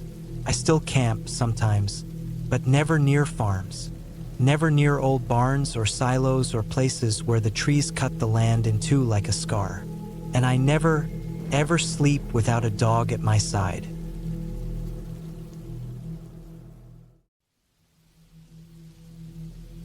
I'd been planning this solo hunting trip for months. It was late October, and the woods outside of Ellensburg, Washington, had always felt like the right kind of place to escape from the noise of everyday life. No distractions, just me and nature. I wanted to get away, clear my mind, and maybe get a decent buck while I was at it. The plan was simple. Drive out to the dense forests near the Yakima River, set up camp, hunt for a few days, and head back. It wasn't my first time out in these woods. I'd hunted here before, but it had always been with friends or family, and it had never been this quiet. This time, I went alone. I didn't need anyone else around, just me, my rifle, and a couple of days to think. I felt prepared. I packed my gear meticulously. A tent, sleeping bag, enough rations, my hunting knives, some fire-starting tools, and of course, my rifle. I also grabbed a small portable stove to boil some water for coffee in the mornings. The goal wasn't just to hunt, it was to be at peace. I arrived at the trailhead just before sunset. The daylight was fading quickly, casting long shadows over the trees, and the air had the crisp, dry feeling that comes with fall. The temperature would drop sharply overnight, but I didn't mind. I had prepared well for the cold. After loading up my backpack, I set off down the familiar trail. The crunch of dry leaves underfoot was the only sound breaking the silence as I made my way deeper into the woods. By the time I reached my chosen campsite, it was almost dark. I found a spot beside a stream, surrounded by thick evergreens. The ground was soft and damp, but it was far enough from the water's edge to avoid the chill that would come with it overnight. I set up my tent quickly, then got a fire started. The flames crackled, casting a warm glow and a welcome sense of security. I cooked up some freeze-dried beef stew and settled in with a hot drink as the stars began to appear in the sky. The firelight danced on the trees, and the sound of the crackling wood was soothing. After a while, I crawled into my tent and zipped myself into my sleeping bag. The cool air seeped through the thin fabric of the tent, but I felt comfortable enough to drift off to sleep. The next morning, I woke up before dawn. The cold air bit at my face as I unzipped the tent, and I breathed in deeply, the smell of pine and earth filling my lungs. I built up the fire again, heating up some water for coffee, then set out to scout the area for signs of game. I hadn't seen much activity the previous day, but it was still early in the season, and the animals were likely still adjusting to the cooler temperatures. I figured it'd take some patience, so I set up in a well-worn blind, a spot I knew had been good for deer in the past. The sun hadn't fully risen yet, and I knew that deer were often most active at first light. I had my rifle beside me, the scope trained on the area where I expected movement. It was quiet, the kind of quiet that makes you aware of every little sound, the rustle of the wind through the trees, the occasional snap of a twig, the distant call of a bird. But there was no movement, no sign of anything approaching. I spent hours in the blind, my eyes scanning the woods for any sign of life. The sun climbed higher, and I began to wonder if maybe I had set up in the wrong spot. It wasn't unusual for deer to avoid areas that had been recently disturbed, but the lack of any animal movement made me uneasy. Then, just as I was about to give up for the morning and head back to camp, I saw something move. It was brief, just a flash of brown, but it was enough. I adjusted the scope of my rifle and waited. A few more minutes passed, and I saw the figure again. This time it was clearer. A doe. She stepped out of the shadows, moving cautiously but steadily. She was feeding, unaware of my presence. I waited, my finger hovering over the trigger, careful not to make a sound. The doe wandered closer, grazing on the underbrush. Her movements were slow and methodical, as if she had all the time in the world. I knew I had a good shot, but I hesitated. The doe was too calm, too natural. Something about it felt wrong. Then it happened. I heard a crack from behind me, loud, distinct, like a branch breaking underfoot. My heart skipped a beat. The doe's ears perked up, and she froze, her body rigid with tension. She darted off into the trees, and in that split second, I realized something else was in the woods, something that wasn't supposed to be there. I hadn't heard any movement in the forest since I arrived, but now, there was someone out there. I instinctively crouched down and scanned the area with my rifle, but there was no sign of anyone. No other hunter, no animal. Only the wind and the trees. The rest of the day passed uneventfully, but I couldn't shake the unease that had settled into my gut. I didn't see any more animals, and the quietness of the forest was oppressive. It wasn't just the lack of game, it was something else. The air felt heavier, and even though I was still miles from the nearest road or house, I kept getting the feeling that I wasn't alone. I returned to camp just before dark, hoping the familiar surroundings of my tent and the crackling fire would bring some comfort. But even as I sat down to eat my dinner, I couldn't push the feeling away. Something was off. By the time night fell, I was on edge. I sat by the fire, scanning the edges of the trees for any movement, my rifle across my lap. The wind had picked up, and the trees creaked and groaned, but there was no sign of anything unusual. I spent hours listening to the sounds of the night, crickets, the occasional owl, the wind, but nothing that sounded like another person. At some point, I must have nodded off. When I woke, the fire had burned low, and the temperature had dropped even further. I felt disoriented, my senses heightened, the hairs on the back of my neck standing up. There was a sound from the woods, faint rustling, not the wind. Someone or something was moving through the trees. I stood up quickly, rifle in hand. My breath came in quick bursts as I strained to listen. The rustling continued, closer now. Then it stopped. A cold dread washed over me. I had been alone in these woods before, but this felt different. The air had grown still and everything was too quiet now. I knew I couldn't stay here much longer. I packed up as quickly as I could, throwing my gear into my bag and dousing the fire. My hands shook, but I didn't care. I needed to get out of there.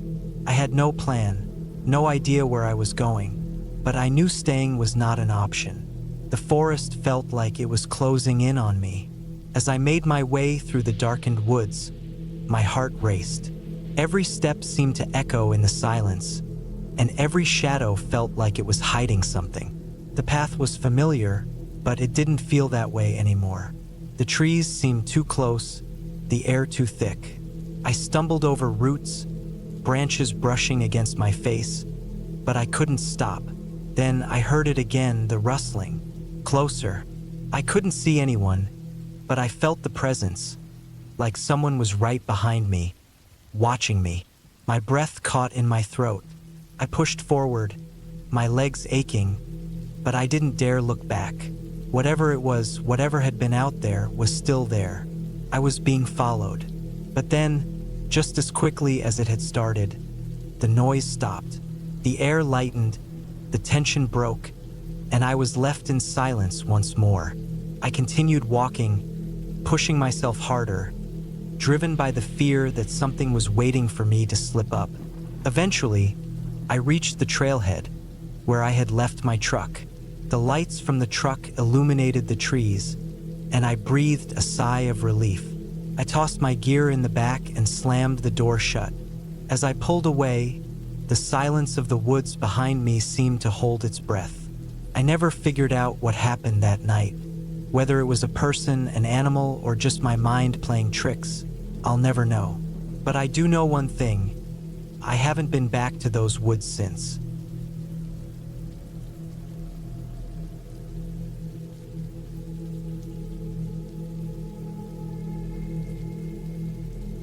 It was late summer of 2017 when I took a solo trip to France. I was 28 then, living in Hamburg, Germany, working remotely as a freelance translator. I'd spent the last few months dealing with burnout and needed to get away from my screen and my phone for a while. That August, I decided to head to the Parc National de Cévennes in the south-central part of the country. I'd heard from a friend who'd done a hiking trail there a year before that it was one of the more underrated national parks in France. Quiet, less touristy, and full of trails, forests, plateaus, and open skies. Sounded perfect. I packed light. Just a backpack, my tent, some freeze-dried food, water filtration tablets, a basic camping stove, and a few layers of clothing. I brought a knife and pepper spray, not because I expected anything bad to happen, but more out of habit. I camped alone in Germany and once in Sweden, and I like to keep those things on me. You never know. At worst, you feel a little safer when you're alone in the woods. I flew into Marseille, rented a car, and drove up to a small town called Florac. From there, I parked the car near a trailhead that led into one of the less used paths along the park's southern edge. I planned to camp for 4 nights, hiking a loop that would bring me back to the car by the 5th day. I had paper maps, a compass, and an old GPS device I used occasionally. Cell service wasn't reliable out there, and I didn't want to rely on it. The first 2 days went as expected. The weather was warm during the day, cool at night, with the occasional summer breeze rolling through the trees. I passed a few people on the trails the first day, a couple of older hikers with walking poles and a younger guy with a massive backpack going the opposite direction. But by the second day, I didn't see anyone at all. That was fine. I wasn't looking for company. The trail wound through dense pine forests and open meadows dotted with old stone ruins. The kind that looked like they'd been there for hundreds of years. Crumbled stone walls, the outline of what might have been a small home or animal pen. Sometimes I'd see a wild goat or a few rabbits darting through the undergrowth, but otherwise it was just birds, insects, and the wind. I felt good. Tired, but in that satisfying way hiking makes you feel. I was alone, but not lonely. On the third day, I took a detour. It wasn't on the map exactly, but I'd seen a narrow footpath leading off the main trail around mid-afternoon. I was ahead of schedule, and the path looked like it curved down into a shallow valley where there might be a stream. I was running a bit low on water, so I figured I'd check it out. It wasn't marked, but it looked used, maybe by hunters or locals. I followed it for about 20 minutes, descending gradually until I reached a small clearing surrounded by tall trees. The stream was there, just as I'd hoped. Shallow, clear water moving over flat stones. I filled my bottle, filtered the water, and sat down on a smooth rock to rest for a bit. That's when I noticed it. Across the stream, maybe 15 or 20 meters away, I saw something move, just a flicker of motion between two trees. I looked up quickly, expecting maybe a deer or even a person, but nothing came out. I stared for a while, but there was no more movement. I chalked it up to an animal, maybe a fox or a boar. I'd read they were common in the area. Still, I couldn't shake the feeling that it hadn't been an animal. Something about the shape I'd seen. It had looked upright, human. I stayed there a little longer, then packed up and moved on. I didn't go deeper down the side trail. Instead, I retraced my steps back up to the main path. That night, I set up my tent in a small wooded area just off the trail, like I always did, far enough from the path to stay hidden, but not so far that I'd lose track of it in the morning. I had dinner, wrote in my notebook, and crawled into my sleeping bag by 9:30. I always kept my backpack inside the tent with me and placed my knife within reach. I didn't usually worry much once I was zipped inside, but that night, I had a harder time falling asleep.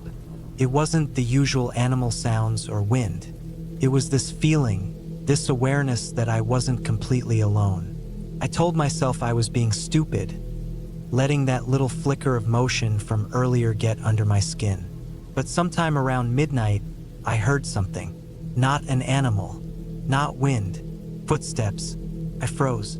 I was lying on my back, zipped tight into the sleeping bag, staring at the roof of the tent. The steps were faint, muffled by the forest floor, but definitely there. Slow, deliberate, not close, maybe 30 or 40 meters away, but not moving quickly either. Just this steady crunch of dry twigs and leaves. They stopped, then silence. I didn't move. I didn't make a sound. After maybe 5 minutes, I reached over and slid the knife into my sleeping bag, just in case. I lay awake until almost 3 a.m., but there were no more sounds after that. I must have fallen asleep eventually, because I woke up at first light to birds chirping and everything feeling perfectly normal again. Still, I didn't waste any time that morning. I packed up quickly and was on the trail by 6:30. That whole day, I couldn't shake the feeling that I was being watched. I'd stop every once in a while and listen. Sometimes I'd look behind me and scan the trail, the trees, the bushes. Nothing. No one. No footprints that weren't mine. But the feeling stuck with me, growing worse the longer I walked. I was supposed to camp one more night before making it back to the car, but I decided to push through. I walked nearly 30 kilometers that day, well past the point of exhaustion. just to get out. I reached the small dirt parking area where I'd left the rental car just as the sun was going down. My legs were shaking, my back was sore, and I felt disgusting, but I was relieved. I threw my gear in the back, drank the last of my water, and sat in the front seat for a while, trying to calm down. Then, something happened that still messes with me to this day. As I was about to start the engine, I saw a man walk out of the woods about 50 meters up the road, just past the bend where the trail met the gravel road. He wasn't hiking. He didn't have a backpack or walking poles. He wasn't dressed like a camper. He wore a dark jacket, jeans, and shoes that looked too clean.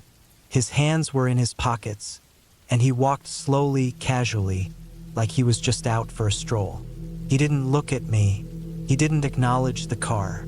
He just kept walking down the road past me, his head slightly lowered. I didn't recognize him, but something about his face stuck with me. Pale, thin, almost expressionless. He looked older, maybe mid-40s or early 50s, with short grayish hair and sunken eyes. I just sat there, watching him in the rearview mirror until he disappeared around the next bend. I don't know if he followed me through the forest. I don't know if he was camping nearby or had been living out there, or worse, watching people like me waiting. All I know is that I never saw him on the trail, not once, and yet he came out from the direction I had just come from. The same direction I'd been walking all day. I started the car and drove back to Florac that night, too wired to sleep. I got a hotel room, showered for the first time in days, and locked every door and window. I didn't leave the room until morning. Later, I thought about reporting it, but what would I say? That I saw a man walking on a road near a national park? That I thought I heard footsteps outside my tent? There wasn't much to report. No crime, no confrontation, just a lingering, gnawing feeling that I wasn't alone out there, and maybe wasn't supposed to be. I haven't gone camping alone since then. I still hike sometimes, usually in groups or with my girlfriend, but I don't sleep in tents anymore. Not in remote places, not alone. That trip to France was supposed to be a break from stress, a reset.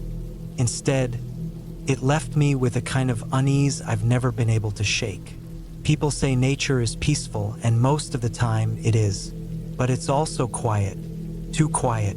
Quiet enough that if someone wanted to follow you, watch you, or worse, you might never know until it's too late. And sometimes, when I wake up in the middle of the night, I still think about that man. The way he walked out of the woods like it was nothing. The way he didn't look at me. The way he just kept going, like he'd already seen everything he wanted to see.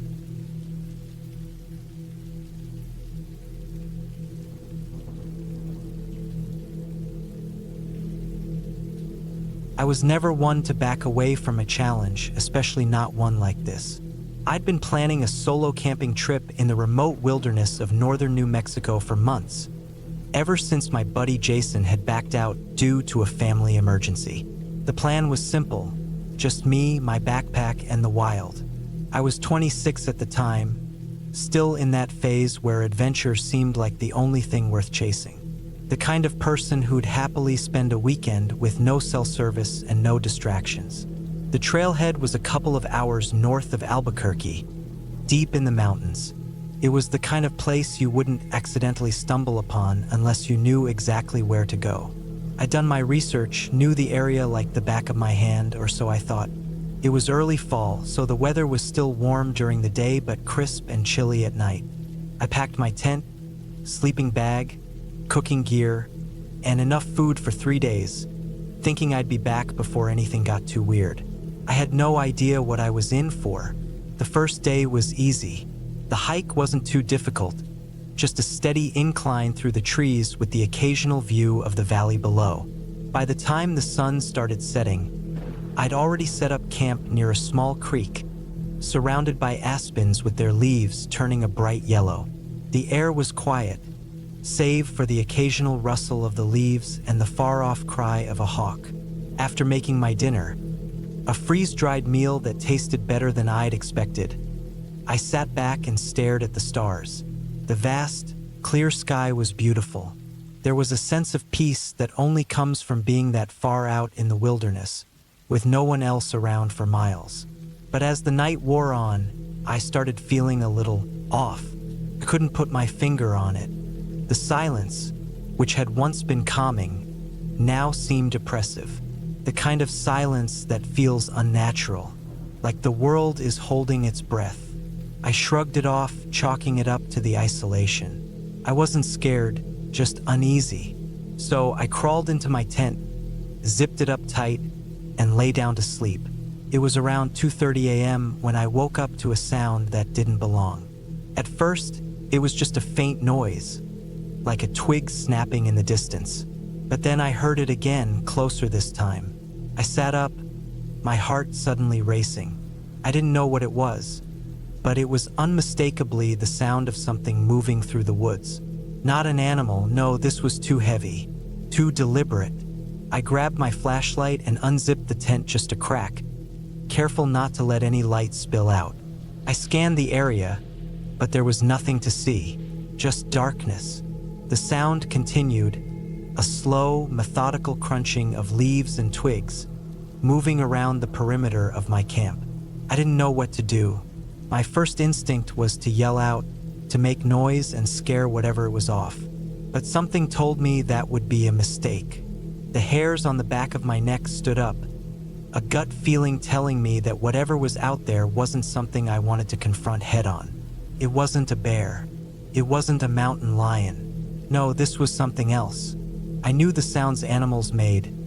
Hell, I'd spent most of my life hiking and camping in places just like this. The sound was wrong. The movement circled my camp for what felt like an eternity, but I never saw anything. At one point, I heard something so close that I could almost feel it. Something large, something human-shaped, but not quite. It made a sound almost like a grunt, but in a way that didn't sound natural at all. I lay there in my tent, my breath shallow, not daring to move. What the hell was it? Then the sound stopped. Dead silence. I waited and waited.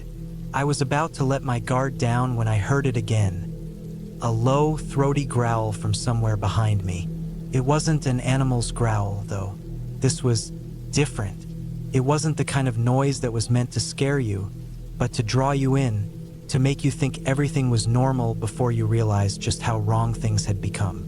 I had to get out of there, but the question was, how? I knew my campsite wasn't safe anymore, but I also knew that leaving would mean being out in the wilderness with whatever that was. I had a few options, none of them good. I grabbed my pack, shoved the essentials into it, my knife, some extra snacks, my water bottle, and quietly unzipped the tent. The cold night air hit me like a slap in the face. I didn't dare turn on my flashlight. I had to rely on the moonlight and the faint glow of the stars. As I stepped outside, I froze. The air felt thick, like something was pressing down on me. I couldn't shake the feeling that I was being watched. I scanned the forest, every shadow seeming to twitch and move. The sound of something heavy dragging itself through the leaves came again, but this time it was much closer. I could feel the ground vibrating with each step. My mind was racing. Should I make a run for it? Would that even help? I heard a rustling behind me, and I spun around, but saw nothing. The trees were too dense, the darkness too deep. That's when I heard it. A voice, but not like any human voice I'd ever heard before. It was distorted, like someone was trying to speak through a wall of water, or maybe just mimicking human speech. It sounded like it was saying my name. It was at that moment that I realized what I was dealing with. I'd heard stories, vague warnings from locals and online forums about something that lived in these mountains. Some people called it a skinwalker. Others just called it evil. Whatever it was mimicking the sound of a person, trying to lure me into the forest. I didn't stick around to figure out how much of it was real. I grabbed my stuff and bolted, running as fast as I could in the direction I thought would take me to the trailhead. The woods seemed endless, the path unfamiliar in the dark, but I couldn't afford to stop and think. The ground was rough underfoot. Rocks, roots, uneven terrain, and I stumbled more than once, skinning my knees and scraping my arms. But I couldn't slow down. I had no idea if it was following me, but every snap of a twig and every movement in the trees made my heart pound harder. I ran for what felt like hours, until my legs were burning and my lungs ached. At some point, I found the trail, and I didn't hesitate to follow it, not caring how disoriented I felt. I wasn't out of danger yet, though, not by a long shot. As I pushed forward, I felt a growing presence behind me. The forest seemed darker, more oppressive. It wasn't just the night anymore. Something was wrong. I heard the growl again, this time much closer, right behind me, but when I turned, there was nothing there. The sound seemed to be coming from all around me, filling the air.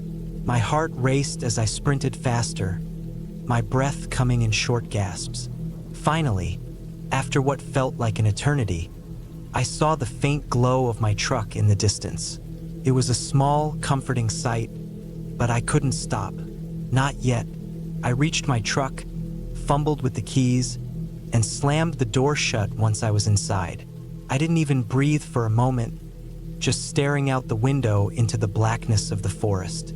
The growls stopped. The silence returned, but now it was different, almost peaceful. I drove back to Albuquerque that night, not stopping until I was safely in my apartment. I didn't tell anyone what happened. How could I? Who would believe me? It's been weeks now, but I can still hear it. The sound of something heavy dragging through the woods, the whisper of my name. Every time I close my eyes, I feel that presence again, lurking in the darkness. But I know one thing for sure, I'll never go back into those mountains. Not for anything.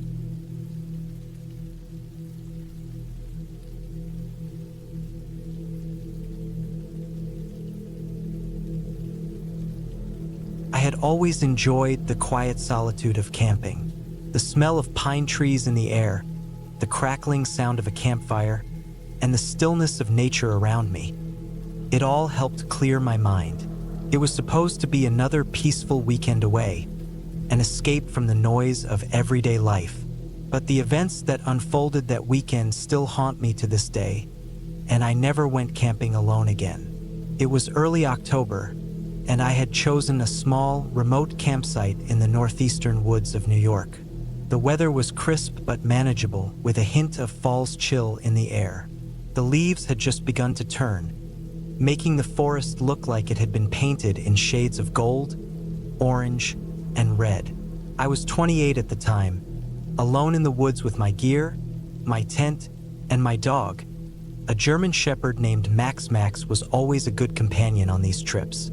He was protective and loyal, which gave me a sense of security, though I didn't think much about it back then. I arrived at the campsite around noon, set up my tent by the edge of a small stream, and prepared to enjoy a few quiet days of hiking, reading, and fishing. Max immediately took off, running ahead and sniffing everything in sight. He was a bundle of energy, and his enthusiasm always made me smile. The first few hours were peaceful. Just me, the wilderness, and the occasional rustling of leaves in the wind. It was exactly what I needed. That evening, I built a fire. Max curled up beside me, his large body stretched out on the grass. As the sun set, the temperature dropped quickly, and I found myself adding more wood to the fire to keep warm. The warmth of the flames and the crackling of the logs filled the air, and for a moment, I felt completely at ease. It wasn't until much later that I started to feel like something was off. It wasn't immediately obvious, but as the night grew darker and the forest quieter, I began to notice small things, little signs that didn't sit right with me. The first thing was the silence. There were no crickets chirping, no distant hoots of owls, no rustling of animals in the underbrush. It was dead quiet, except for the crackling of my fire and the occasional rustle of leaves, which I assumed was just Max moving around. Then, there was the feeling of being watched. Couldn't shake it. I would glance around the clearing, but everything was still. just the trees and the shadows cast by the firelight. But the feeling lingered, creeping in slowly, like something just beyond my vision. It was like I was being observed, but I couldn't tell from where. Max seemed to sense it too. Normally, he was the first to bark at any animal that wandered too close, but he remained unnervingly quiet. Every now and then, I would see his ears flicker toward the dark woods, and his eyes would dart around as if following something, but he never made a sound. It unsettled me.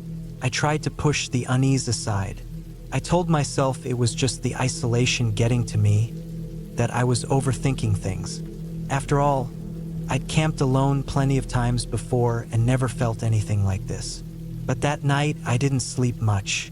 Every creak of the trees in the wind, every snap of a twig in the distance made me tense up. Max stayed close to the fire, and I could see his eyes shining in the dark, scanning the woods. The next morning, I woke up to a thick fog rolling through the woods. The trees were obscured by the mist, making the world feel like it had shrunk down to the clearing around my tent. I decided to go for a hike to clear my head. Max was eager to get moving, and I thought the exercise would help shake off the lingering feeling of unease.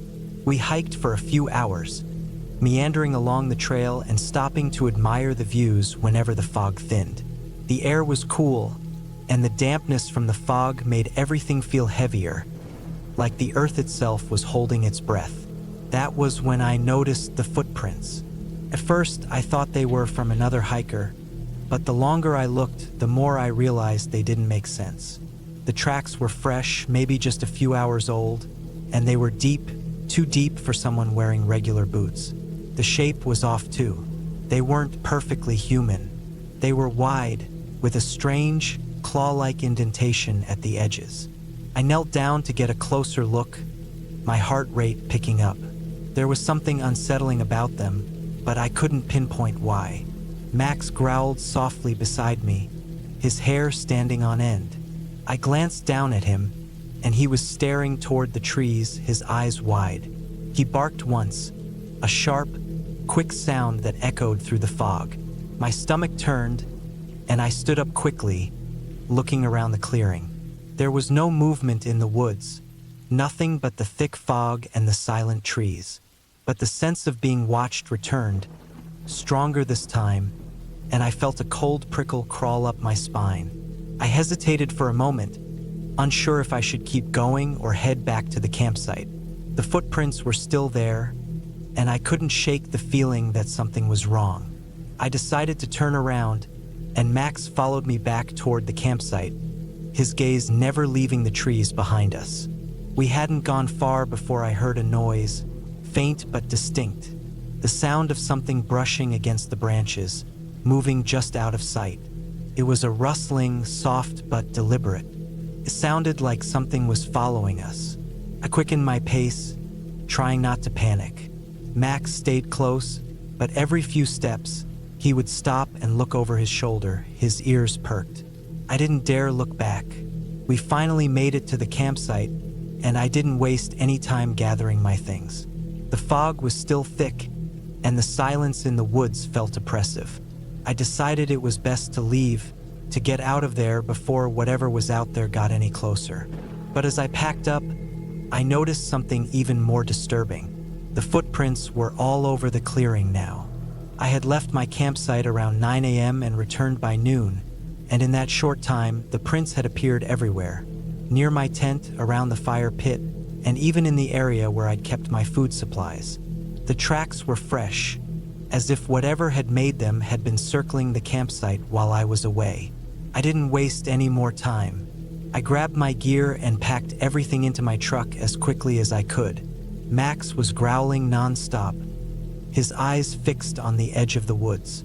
I wanted to be as far away from that place as possible, but the drive felt like it took hours. Every turn I made, I felt like I was being followed, and every time I glanced in the rearview mirror, I half expected to see someone or something back there. I finally made it out of the woods, breathing a sigh of relief when I hit the main road. As I drove home, I couldn't shake the image of those strange, clawed footprints. And to this day, I still wonder who or what was out there watching me, waiting. I never camped alone again.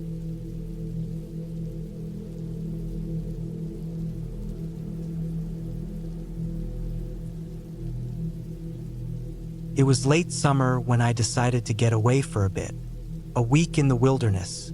Just me, my gear, and the quiet of the forest. My name's Adam, and I'm 28, with a decent job at a tech company. But lately, I'd been feeling burnt out. The weight of deadlines and constant screens was suffocating. I needed something real, something that would ground me. So, I packed my old hiking bag and headed for the mountains in northern Idaho. It wasn't a popular trail, which was exactly why I liked it. No crowds, no noise, just miles of forest and solitude. I arrived at the trailhead late in the afternoon. The sun was beginning to dip below the peaks, casting a warm, golden light across the valley. The air was crisp, cool, and smelled like pine. There were a few other cars parked there, a sign that I wasn't completely alone, but that didn't bother me. I liked the idea of meeting a few like-minded people along the way. I'd be out for a week, alone in my thoughts. I checked my map, an old, worn paper version, making sure I had the route memorized. There was a loop trail I planned to follow with a couple of campsites along the way. I was aiming for a spot near a creek, a good place to fish and relax. I strapped on my backpack, tightened the straps, and started walking. The gravel path was quiet, the crunch of my boots the only sound. By the time I reached the first campsite, dusk was fully settled in, the sky now a dark canvas of stars. There was a fire ring and a small clearing by the creek. A few other campers had already set up their tents, but the area felt spacious. There were no loud voices, just the sounds of the creek rushing nearby. I dropped my pack and began setting up my tent.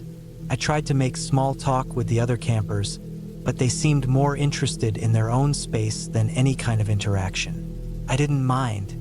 I wasn't here to socialize. I was here to get away. After I finished setting up my tent, I started a small fire. The crackling wood and the scent of burning pine filled the air. It was peaceful. I roasted some food, sipped a bit of whiskey from my flask, and just let the stillness wash over me. That night, sleep came easily. I wasn't used to being in such quiet, but the comfort of the outdoors wrapped around me like a blanket.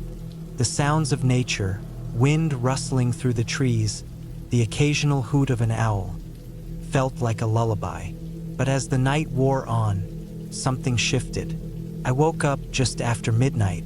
It was a strange, disorienting kind of wakefulness. I wasn't sure why, but I felt like something was off. The fire had burned down to embers, casting soft shadows around the campsite. The air outside the tent felt colder now, biting at my skin through the thin fabric. I tried to shake it off, thinking it was just a bad dream or the effect of too much whiskey. I rolled over and tried to fall back asleep, but I couldn't. There was something else, something deeper, that kept me from closing my eyes. It was the sound. At first, I thought it was just the creek, but then I realized it was footsteps. Soft, deliberate steps, too quiet to be made by an animal. They were moving around my campsite, just outside the perimeter of the firelight, just out of sight. My heart rate spiked. I laid still, holding my breath, straining to hear. The footsteps stopped. Silence. I waited, and then there was a faint rustle, like something moving through the underbrush. But there was no breeze, no reason for the brush to move. My instincts told me to stay still, to make no sound, but curiosity gnawed at me. I knew I shouldn't get up, but I had to. I grabbed my flashlight, slowly unzipping the tent. My fingers trembled as I clicked the light on. The beam swept across the campsite, but there was nothing there. Just the flickering shadows of the trees, the remnants of the fire. The creek continued its constant rush, and the crickets resumed their chirping. I told myself it was nothing, probably another camper, maybe someone taking a late-night walk. But the unease wouldn't let go. I felt like I was being watched, like someone or something was lingering just outside the reach of the light. I laid back down, but sleep didn't come easily. The next morning, I woke up early, before the sun had fully risen. The air was cool, and the sky had that strange purple hue that only comes before dawn. I felt like I hadn't slept at all, and I wasn't sure why. The feeling of being watched lingered in my chest, gnawing at me. I packed up my gear and headed out early, hoping the hike would clear my head. The trail the next day was beautiful.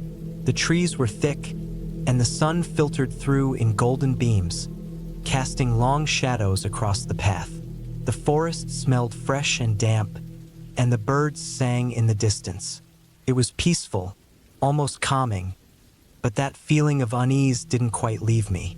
I kept checking behind me, glancing over my shoulder, half expecting someone to be there, but there was never anyone. I spent the next few days on the trail, hiking deeper into the wilderness. Each night, I camped at a different site. I tried to push the weirdness of the first night out of my mind. Could have been anything, right? My mind playing tricks, a trick of the night. But then it happened again. On the fourth night, after I'd set up camp and settled in by the fire, I heard those footsteps again. Soft, deliberate. They moved around the edge of the campsite, just out of reach of the firelight. I froze, my heart slamming against my ribs. This time, I didn't reach for the flashlight. I didn't want to see anything, didn't want to give away that I was awake. The footsteps came closer. Then they stopped, dead silent. I could feel my pulse in my throat, my breath shallow and quick. There was no rustling, no sound of an animal or person moving away, just stillness. I couldn't stand it any longer. I slowly reached for my knife, the cool metal of the handle grounding me in the quiet. But when I finally mustered the courage to unzip the tent and peek outside, there was nothing. The fire was still just embers, the trees still and silent.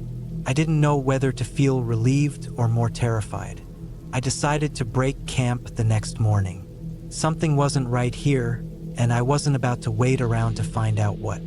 By the time I packed up and started walking again, the trail was empty. The usual hikers had all gone. I felt oddly alone, but the solitude was comforting now. I was determined to finish the loop, but something kept pulling at the back of my mind. The feeling of being watched, the footsteps that weren't there. It wasn't until the final stretch of the hike that I realized what had been wrong all along. I wasn't just being paranoid. There was something, presence. I was almost back to the trailhead when I saw it, just up ahead, between the trees. A figure.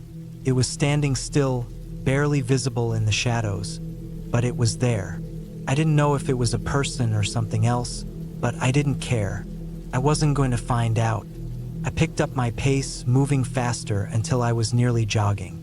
The figure didn't move, but my gut told me that it was watching me. That's when I broke into a full sprint, not daring to look back. I didn't stop until I was back at the parking lot, out of the woods and in the safety of my car. I spent the rest of the night at a nearby motel. The next day, I returned home, exhausted and unsettled, but I was relieved to leave the forest behind. It wasn't until much later that I realized I had missed something important during my hike. Something small but significant. A trail marker, one that I had passed on my way in, had been moved when I came back. It wasn't far off the trail, just a few feet, but it was enough to make me think. I haven't been back to that trail. I don't think I ever will.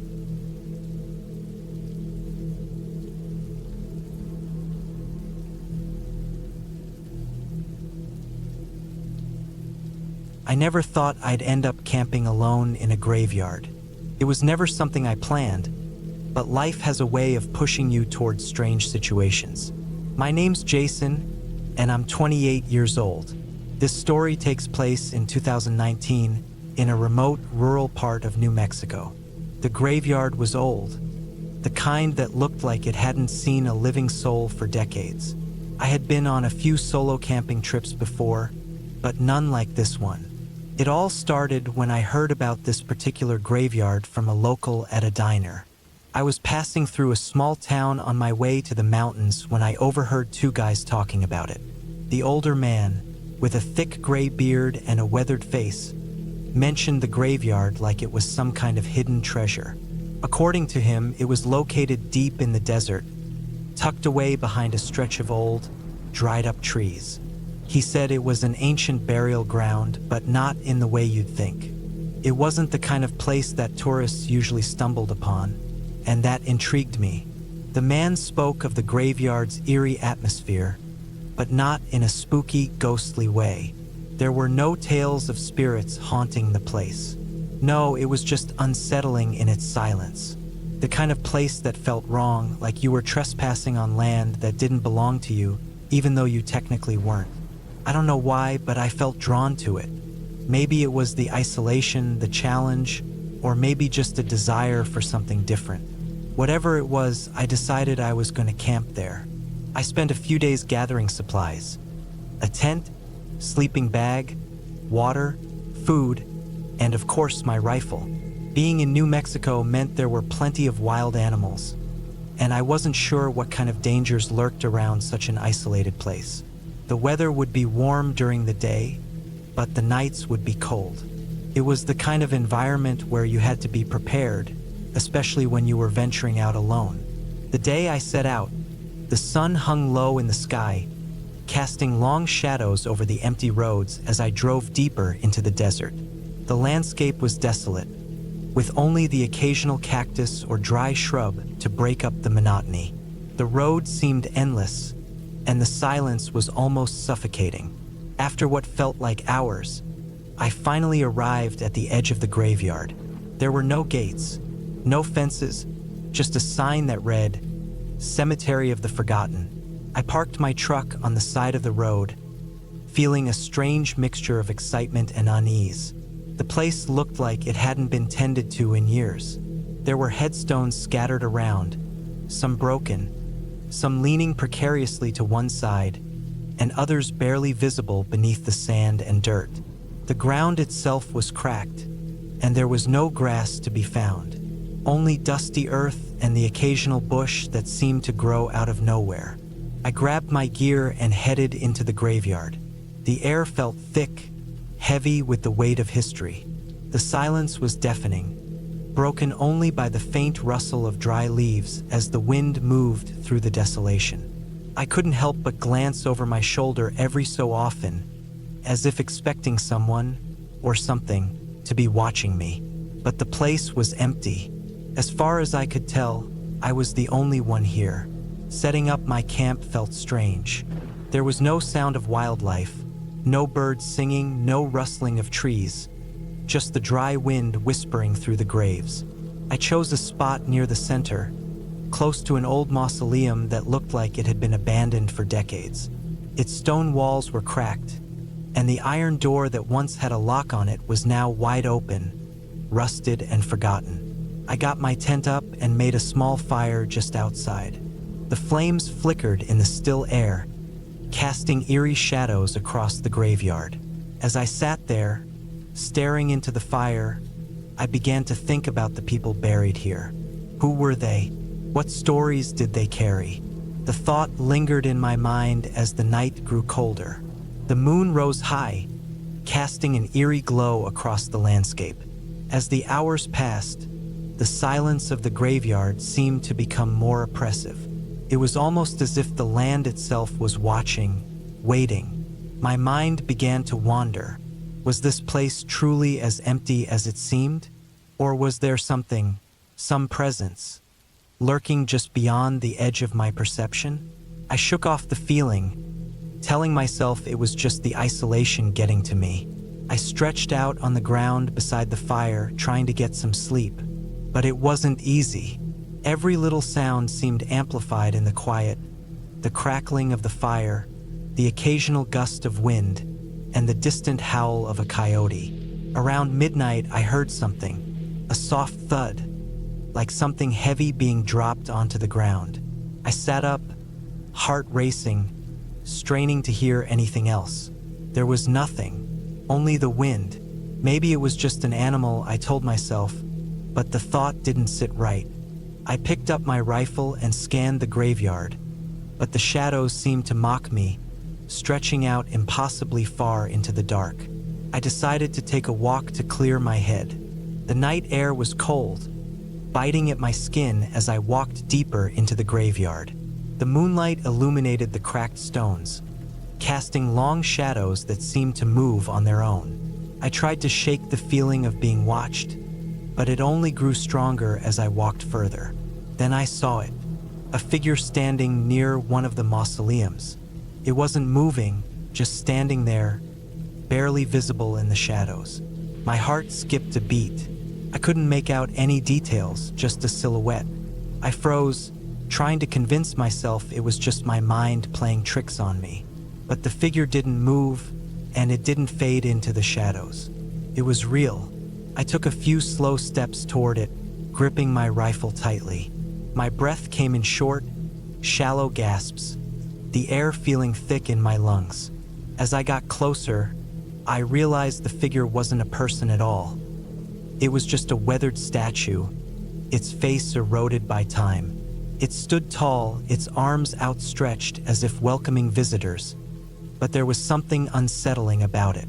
The longer I stared, the more it felt like the statue was staring back at me, its empty eyes hollow and lifeless. I turned away, quickly walking back to my camp. I felt the hairs on the back of my neck rise as I hurried back to my tent. My hands were shaking as I crawled inside, feeling the overwhelming need to lock myself in. But there was no lock, just the thin fabric of the tent between me and whatever was out there. The rest of the night passed in restless silence. I kept hearing noises, footsteps, whispers, something moving just outside the tent. But every time I looked, there was nothing. I tried to sleep, but it was impossible. The weight of the place pressed down on me, and I couldn't shake the feeling that I was being hunted, not by an animal, but by something far worse, something that didn't belong in the world of the living. As dawn finally broke, the first rays of sunlight filtered through the clouds, casting the graveyard in a pale, muted light. The oppressive weight seemed to lift, and the silence was replaced by the distant sound of birds. I let out a breath I didn't realize I'd been holding. I packed up my camp quickly, eager to leave the graveyard behind. As I started my truck and drove away, I looked back at the place. The graves and mausoleums faded into the distance, and I felt a strange sense of relief.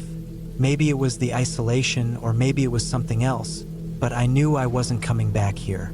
There was a stillness to the place that felt like it was holding its breath, waiting for something. I never did figure out what it was, but I never wanted to. Some places are better left alone, their secrets buried deep beneath the earth, where they can't be disturbed. I've camped in a lot of places since then, but nothing has ever come close to the feeling I had that night. Some things, some places are too quiet, too empty, and in that emptiness, they become something more than just land. They become warnings.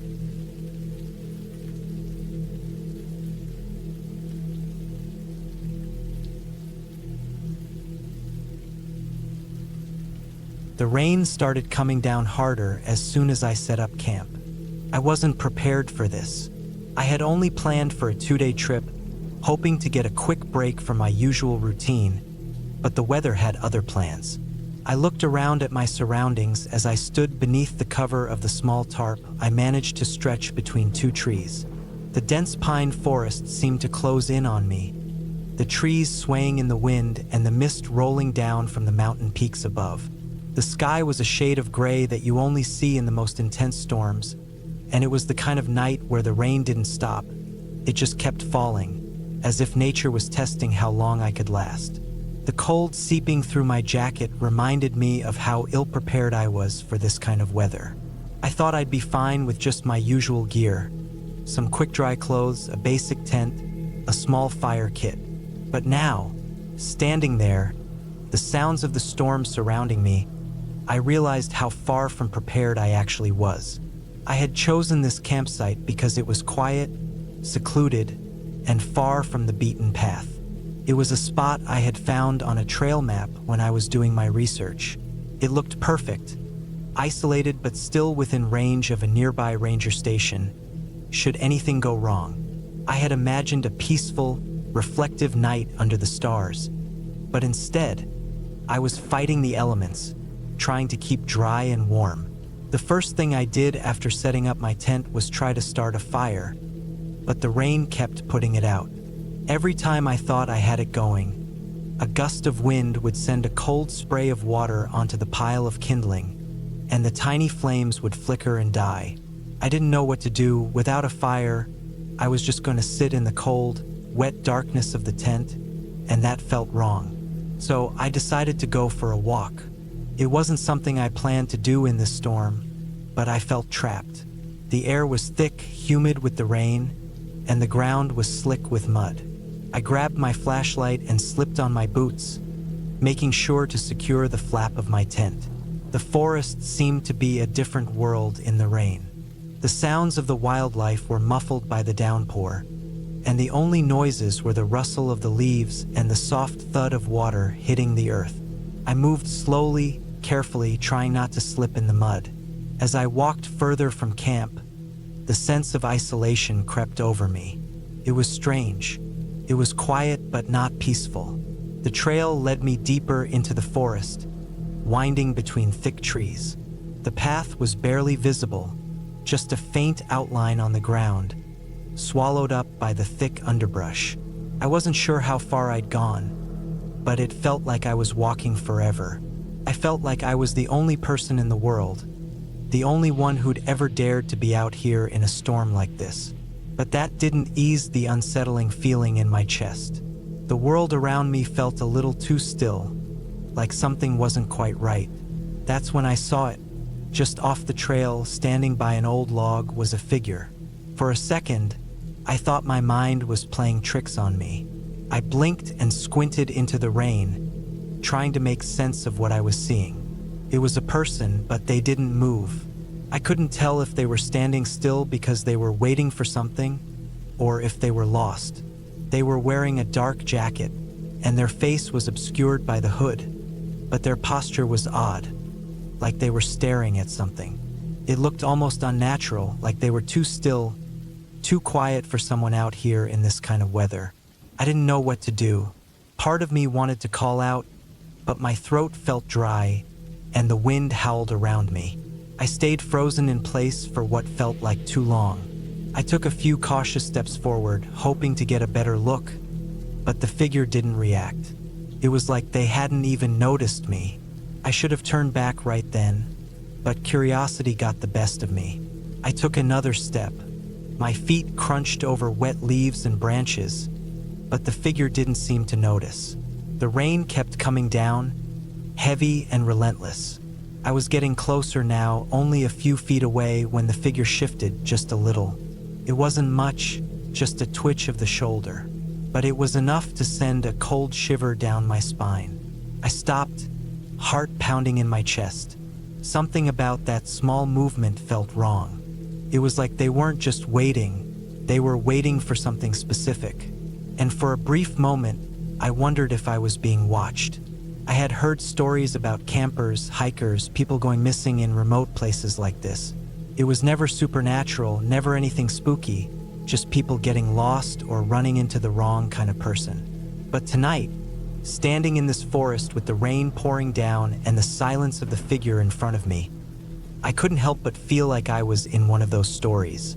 I took another step back, slowly, as quietly as I could, but just as I was about to turn around, the figure moved again. This time, it wasn't a small shift. They fully turned, facing me with what I now realized was an eerie calm. They didn't speak, didn't move toward me, but I could feel their eyes on me, even though I couldn't see them clearly. The rain was so heavy, and the light from my flashlight barely reached them. The silence was suffocating. I could feel my heart thudding in my chest, the sound ringing in my ears. I should have said something, done something, anything, but I didn't. I just stood there, waiting for them to speak, to do anything that might break the tension. But they never did. They just watched me, unmoving. I don't know how long we stood there. Felt like an eternity. The rain kept falling, steady and unrelenting. The only sounds were the patter of water hitting the ground and my own breath, ragged and fast. I wanted to leave, to get away, but something kept me frozen in place. It wasn't fear, at least not entirely. It was something else, a need to understand what was going on. Finally, after what seemed like hours, the figure turned away, walking slowly back into the trees, disappearing into the thick underbrush. I didn't know what to think. It was like they had just vanished. 1 minute they were there, and the next they were gone. I stood in place for a few more minutes, still not sure if I should follow or if I should just turn around and leave. The decision was made for me when the rain suddenly stopped. The quiet was deafening. The stillness that followed was like a weight pressing down on me. I didn't wait long before I turned back to the trail, my mind racing. I wanted to believe that it was just some person who was also caught in the storm, but the feeling in my gut told me otherwise. I had felt something wrong, something off about the whole encounter. When I finally returned to camp, the rain had let up, and the sky was breaking apart, revealing a sliver of moonlight. I quickly packed up my things and broke down my tent, not even bothering to make another fire. My mind was too preoccupied with the strange figure in the woods, and I couldn't shake the feeling that I wasn't alone. Not in the way I thought I had been when I first arrived. I didn't sleep that night. I just sat there in the dark, listening to the wind rustling through the trees. Every now and then, I thought I heard something moving out there, just on the edge of the campsite, but when I checked, there was nothing. By morning, the storm had passed completely, and the sun broke through the clouds, shining on the wet ground. It was a peaceful morning, the kind I had originally hoped for, but the memory of the figure stayed with me, nagging at the back of my mind. I packed up my gear and left the forest as quickly as I could. I didn't care about finishing the hike or the camp. I just needed to get out of there. Looking back on it now, I know I'll never truly know who or what that figure was, but I learned one thing. Sometimes the feeling that something's not right is enough to trust. I'll always be cautious of the quiet places, the ones that seem too calm, too still, because not all who wander the forests are lost. Some of them are waiting for something, and that night I was the one who happened to be in the wrong place at the wrong time.